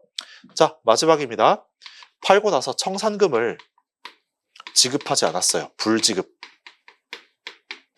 이것도 무죄입니다. 자, 청산금이 뭐죠? 이런 겁니다. 자, 예를 들어서 채권자가 채무자한테 빌려준 돈이 1억 5천이라고 해볼게요. 됐죠? 그 다음에 이 양도담보 목적물이 예를 들어서 2억 원이라고 해볼게요. 2억, 3억 말고 이제 2억 원이라고 해볼게요. 그러면은 A가 지금 1억 5천을 갑한테 아직 못 갚았어. 그럼 갑 입장에서는 이 물건을 가지고 일단 팔아야 될 거 아니에요? 그럼 2억 원에 팔았다고 해보겠습니다. 2억 원에 팔고 지금 자기가 원래 A한테 갖고 있던 채권 1억 5천 있죠? 그거를 자기가 충당을 했어요. 받아야 될 돈 받았어. 그럼 2억에서 1억 5천 빼고 나면 얼마가 남죠? 5천이 남잖아. 그 5천은 원래 주인이었던 A한테 돌려줘야 됩니다. 그 돌려줘야 되는 돈 5천 그걸 가지고 청산금이라고 해요. 아시겠죠? 네, 그 남은 돈 그걸 이제 안 줬어. 그럼 이제 무슨 죄가 성립하냐? 그건 성립하지 않습니다. 왜? 이건 그냥 돈을 돌려줘야 될 의무, 이건 그냥 민사상 채무에 불과해요. 그래서 자기의 사무니까 아무 죄도 성립하지 않는 것이다. 이해되셨나요? 자, 근데 반면에 채무자가 저 양도담보나 매도담보에서 처분한 경우가 있을 거예요. 그때는 싹 다 무죄입니다. 이제 아예 채무자니까 무죄다라고 보시면 돼요. 자, 넘어갈게요. 일단 1번 봐봐요. 왜 틀렸는지 보겠습니다. 이때 여기 밑에 담보권자가 누구예요? 양도담보권자니까 여기 채권자가 되겠죠. 채권자가 처분을 한 건데 부당하게 염가 처분했어요. 어떻게 돼? 무죄입니다. 그래서 1번 틀렸고 2번 채무자가 채무이행 담보를 위해서 동산에 관한 양도담보계약 체결하고 자물개정 방법으로 여전히 동산을 점유하는 경우 실질은 담보권 실행의 청산 절차 주된 내용으로 하는 것이라면 별단의 사정이 없는 한 동산의 소유권은 여전히 그 채무자한테 남아있어요. 언제? 변제기 전에 채무자한테 남아있죠. 그 다음에 채권자는 단지 양도담보 물권을 취득하는 데 지나지 않기 때문에 어쩌다가 보관을 하다가 팔아버렸다? 뭐가 되겠어요? 채권자 처분인데 지금 변제기 전이잖아요. 동산이니까 횡령죄가 성립합니다. 이해되셨죠? 선생님 근데 여기 보니까 지금 변제기 전이란 얘기가 안 나와 있는데요. 아무 말 없으면 변제기 전이라고 생각하시면 됩니다. 판례에서 변제기 지났다 그러면 변제기 지났다고 딱 얘기를 해주거든요. 그래서 이렇게 아무 말 안 나와 있으면 변제기 전이구나라고 생각하시면 돼요. 그 다음 3번 보겠습니다. 채무자가 처분을 해버렸네. 자, 이제 담보물을 보관할 의무 또는 담보를 설정해줄 의무 전부 다 자기 사무입니다. 그래서 채무자가 처분했으니까 무죄다라고 보시면 돼요. 그 다음 4번 아까 말했죠? 자기의 사무라고. 그래서 틀렸습니다. 그 다음 34번 한번 볼게요. 틀린 거 4번 선지만 보겠습니다. 작물 취득제에 있어 작물의 인식은 작물일지도 모른다는 의심을 가진 정도의 미필적 인식으로 충분하지요. 원래 미필적 고의는 그냥 고의가 인정되는 거잖아. 고의는 미필적 인식으로만 해도 되잖아. 그래서 확정적 인식일 필요가 전혀 없다. 다음 35번 3번 선지 볼게요. 자, 공정증서 원본 불실기재죄, 공정자 기록 등 불실기재죄 이런 게 나와요. 근데 여기서 불실기재, 부실기재라는 라는 말은 뭐냐면은 거기에 없는 사실 또는 허위 사실을 기재하는 거를 말합니다. 그래서 이거는 무형의조예요. 아시겠죠? 그런데 그 없는 사실이나 허위 사실은 어떤 사실에 대해서 허위 사실이어야 되냐면 막 짜잘한 사실 그런 거 아니고 진짜 중요한 사실에 대해서 없는 사실이거나 중요한 사실에 대해서 허위 사실이어야 됩니다. 그런데 여러분 이 부동산 등기부 있잖아요. 여러분들이 부동산 등기부를 봐보셨을지 모르겠지만 봐보신 분들 아실 거예요. 부동산 등기부에서 가장 중요한 건 뭡니까? 그 부동산이 얼마냐 그게 중요해요? 아니, 그거 중요하지 않아.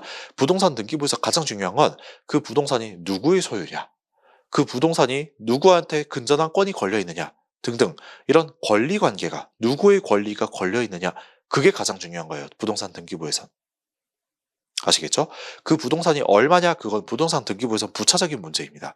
물론 우리 실생활에서는 이 부동산 요새 집값도 많이 올라 있는데 그 부동산이 얼마냐 10억이냐 15억이냐 이런 게 되게 중요하겠지만 실생활에서는 근데 어쨌든 부동산 등기부에서 보고자 하는 거는 부동산 거래 가액이 아니에요. 부동산 거래 가액이 궁금하면 여러분 네이버 부동산 들어가면 돼. 부동산 등기부를 볼 게 아니에요. 네, 그래서 부동산 등기부에서 보고자 하는 거는 이 부동산이 대체 누구 거냐, 이 부동산에 누구의 근저당권이 걸려 있느냐 그런 걸 보고자 하는 거지 거래 가액을 보고자 하는 게 아닙니다. 그래서 거래 가액은 별로 중요한 게 아니기 때문에 거기에 대해서 허위 내용을 적었거나 불실의 내용을 적었다 그렇더라도 이 죄가 성립하지는 않는다. 다음 36번 가볼게요. 2번 선지 보겠습니다.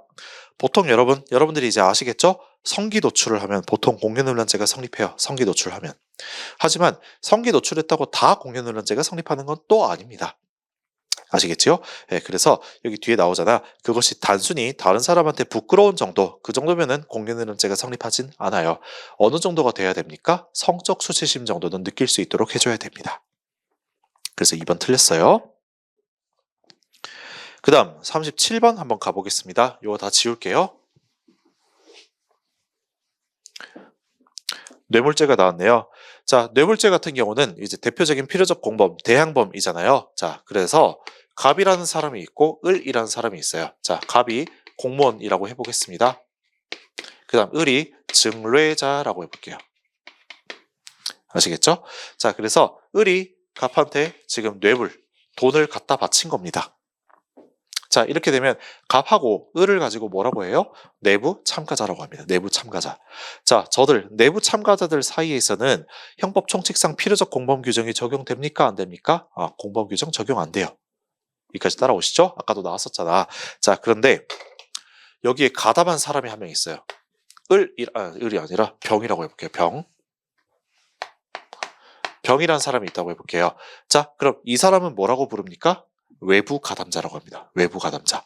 그렇다면 이 외부 가담자와의 사이에는 갑이랑 병 사이에는 형법 총칙상 공범 규정이 적용되겠어요? 안 되겠어요? 저거는 적용이 돼요. 왜? 지금 필요적 공범이라는 건 갑, 을 사이에서나 필요적 공범인 것이지 병은 사실 있더라도 죄가 성립할 수 있고 없더라도 죄가 성립할 수 있는 거잖아. 그렇기 때문에 병은요 임의적 공범이 됩니다. 그래서 갑이랑 병 사이에서는 이게 임의적 공범이니까 형법 총칙상 공범 규정, 즉 공동정범, 교사범, 방조범 규정이 적용이 될 수가 있는 거예요. 여기까지 따라오시죠? 자, 근데 여기서 문제는 병이 공무원이 아니라 비공무원이었어요. 공무원 아닌 사람이었어. 자, 그럼 퀴즈. 병은요, 이 갑의 뇌물수수죄에 대해서 공동정범 성립할 수 있다, 없다? 있습니다. 왜?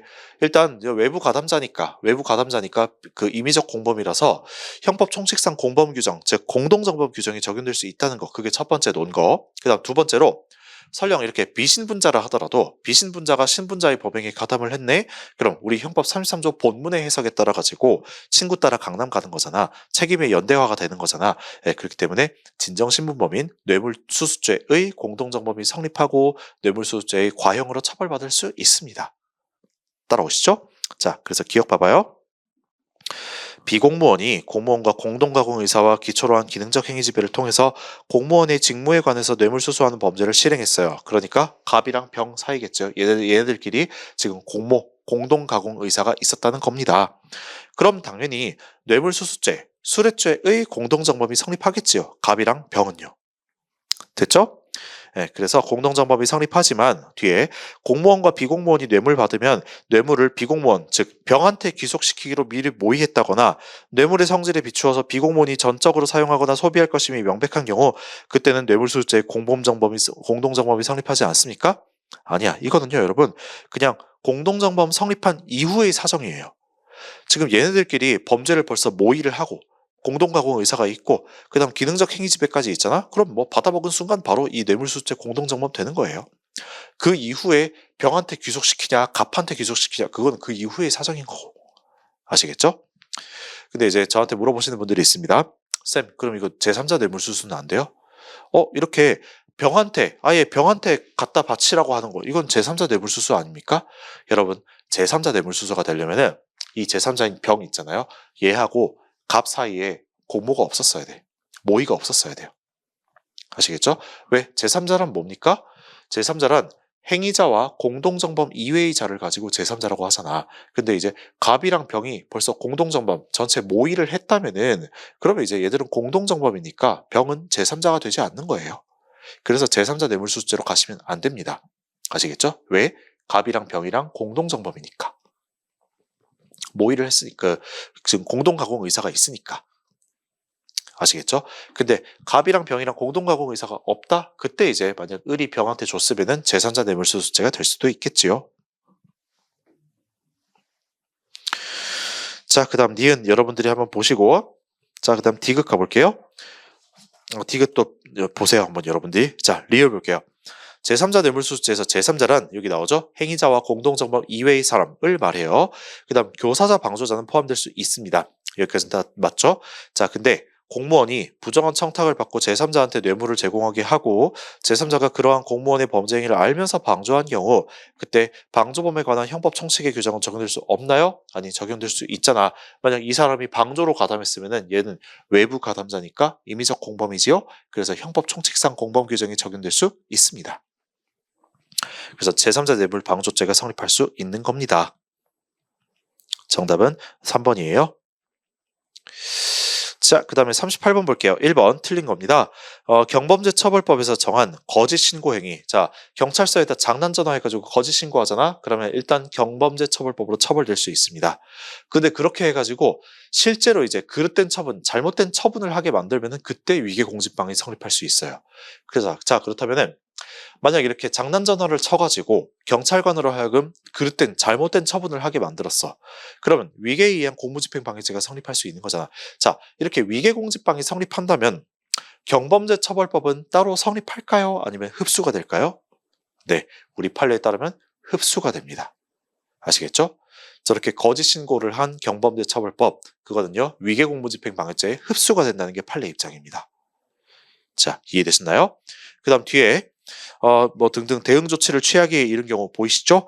그 거짓 신고 행위와 결과의 불법성이 경범죄처벌법이 예상한 정도를 현저하게 넘어선 예외적인 때에 한해서 위계공직방이 성립한다? 그렇지 않습니다. 현저하게 넘어선 예외적인 때, 그때가 아니라 하더라도 어쨌든 위계를 쳐가지고 경찰관으로 하여금 그릇된 처분, 잘못된 처분을 하게 만들었으면 위계공직방 얼마든지 성립해요. 그래서 1번이 틀렸습니다. 자, 그 다음에 2번 선지도 한번 볼게요. 옳은 거지만 중요한 거니까 보겠습니다. 자, 여러분, 우리 형법에서 땡땡 방해죄들 있잖아. 뭐 공무집행 방해죄, 업무 방해죄, 일반 교통 방해죄 이런 것들은 거의 다 추상적 위헌범이에요. 딱 2개 빼놓고 어떤 거냐면 하나가 위계공무집행 방해죄랑 그 다음에 직권남용 권리행사 방해죄 요거 2개 빼놓고는 다 추상적 위헌범입니다. 아시겠죠? 근데 이제 위계공무집행 방해죄 같은 경우는 추상적 위헌범이 아니라 침해범이에요. 침해범. 그래서 그냥 업무방해의 결과가 발생하는 거, 업무방해 위험이 발생하는 거, 그 정도로는 죄가 성립하지 않아요. 실제로 공무원이 쏘가가지고 잘못된 처분, 그릇된 처분을 해야 이 죄가 성립합니다. 아시겠죠? 그게 바로 여기 2번 선지에 나오는 거예요. 쌤, 그러면은 쏘긴 쏘갔는데 그릇된 처분을 안 했어요. 그럼 위계공무집행방해죄 미수범이 성립합니까? 아니요, 미수범 처벌 규정 없잖아. 그래서 무죄가 됩니다. 자, 그 다음 39번 볼게요. 자, 1번 볼게요. 체포된 자에 대해서 도주죄 성립 인정하기 위해서 범행 주체가 실행에 착수할 당시 체포자의 실력적 지배하에 있을 필요는 없습니까? 아니요, 실력적 지배하에 있어야 됩니다. 즉, 갇혀 있거나 묶여 있는 상태에서 탈옥을 해야 돼요. 그래야 도주죄가 성립합니다. 실력적 지배 아래에 있어야 됩니다. 그 다음 2번, 2번 볼게요. 자, 공범 중 1인이 범행에 관한 수사 절차에서 참고인 피의자 조사받으면서 범행을 구상하는 사실관계에 관해서 허위 진술하고 자료 제출했어요. 그러면 범인도피 교사죄가 성립하지 않습니까? 아니, 이거 방어권 남용이니까 자기 도피 교사를 했으면 그땐 범인도피 교사죄로 처벌되잖아. 예, 그래서 2번 죄송해요. 지금 다른 공범을 도피하게 되는 결과가 된다 하더라도, 자, 일단 이게 자기 범행 구성하는 사실관계에 대해서 허위 진술을 한 거잖아. 그렇다면 자기가 자기 자신을 도피시킨 거예요. 즉, 자기 도피입니다. 이게 설령 여러분 다른 공범을 도피시키는 결과가 발생한다 하더라도 어쨌든 원래 목적 자체는 나 자신을 도피시키는 거였잖아. 그래서 타인 도피가 아니라 자기 도피이기 때문에 이거는 범인 도피죄가 성립할 수가 없어요. 정범이 범인 도피죄 안 되네. 왜? 자기 도피라서 범인 도피죄 안 되네. 그러니까 그 정범한테 교사를 한 교사범도 범인 도피 교사죄가 성립하지 않는 것입니다. 왜? 공범 종속성에 따라서 정범이 성립 안 하니까. 자, 그래서 2번 옳아요. 자, 그 다음 3번 넘어가시고 4번 볼게요. 자, 자기범인 범인도피죄랑 부자기범인 직무유기죄가 동시에 성립한다. 그때는 자기범 우선설에 따라서 범인도피죄만 성립하지요. 자, 그 다음 40번 1번 선지만 보면 됩니다. 어려워요. 여러분, 위증죄 같은 경우는 기수 시기가 어떻게 됩니까? 위증죄의 기수 시기는요, 증인신문 절차 종료 시기입니다. 증인신문 절차 종료 시. 자, 근데 여러분 착각을 하시면 안 되는 게 이 증인신문 절차가 반드시 하루에만 다 해야 된다, 그런 법은 없어요. 아시겠죠? 하루에 다 할 필요가 없습니다. 즉, 이 증인신문 절차를 며칠에 나누어서 해도 괜찮습니다.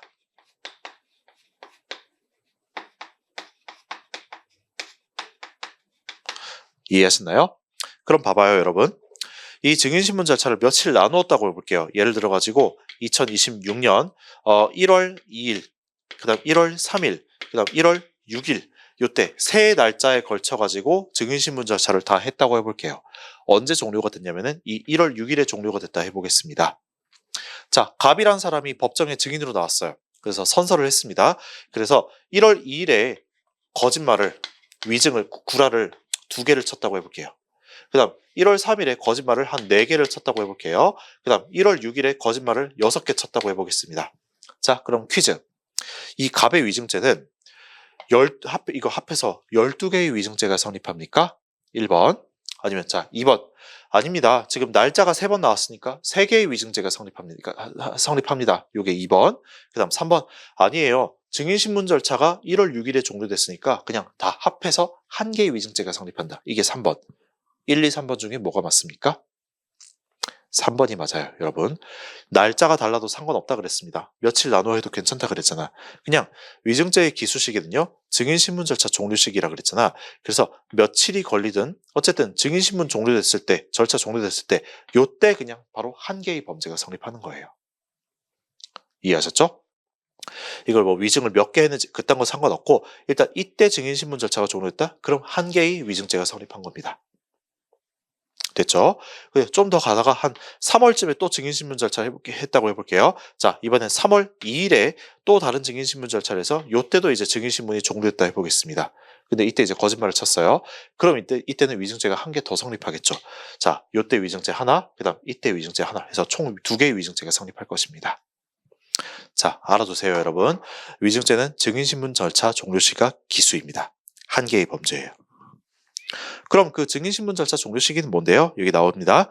최초한 선서의 효력을 유지시키는 상태. 그게 바로 증인신문 절차입니다. 알겠죠? 예, 그래서 최초한 선서의 효력을 유지시킨 후 증언했다? 그러면 똑같은 증인신문 절차 내에서 그냥 여러 번 진술을 한 것에 불과하기 때문에 한 개의 위증죄면 성립한다. 40번이 틀렸어요. 자, 여러분 일단 여기에서 나머지는 여러분들이 보시고 여기에서 형법 그 승진 해설 강의를 마치도록 하겠습니다. 여러분들이 푸시면서 좀 가슴 아프셨던 분들도 있으실 거고 지금 결과가 괜찮으신 분도 있으셨을 건데 여러분들의 노력은 배신하지 않는다는 거 다시 한번 강조드리면서 절대로 좌절하실 필요 없고요. 차근차근 공부하시면 다 원하는 결과를 얻으실 수 있을 거라는 거 강조하시면서 오늘 수업 마치도록 하겠습니다. 자, 다들 고생하셨고 내일 형사소송법 때 뵙겠습니다. 감사합니다.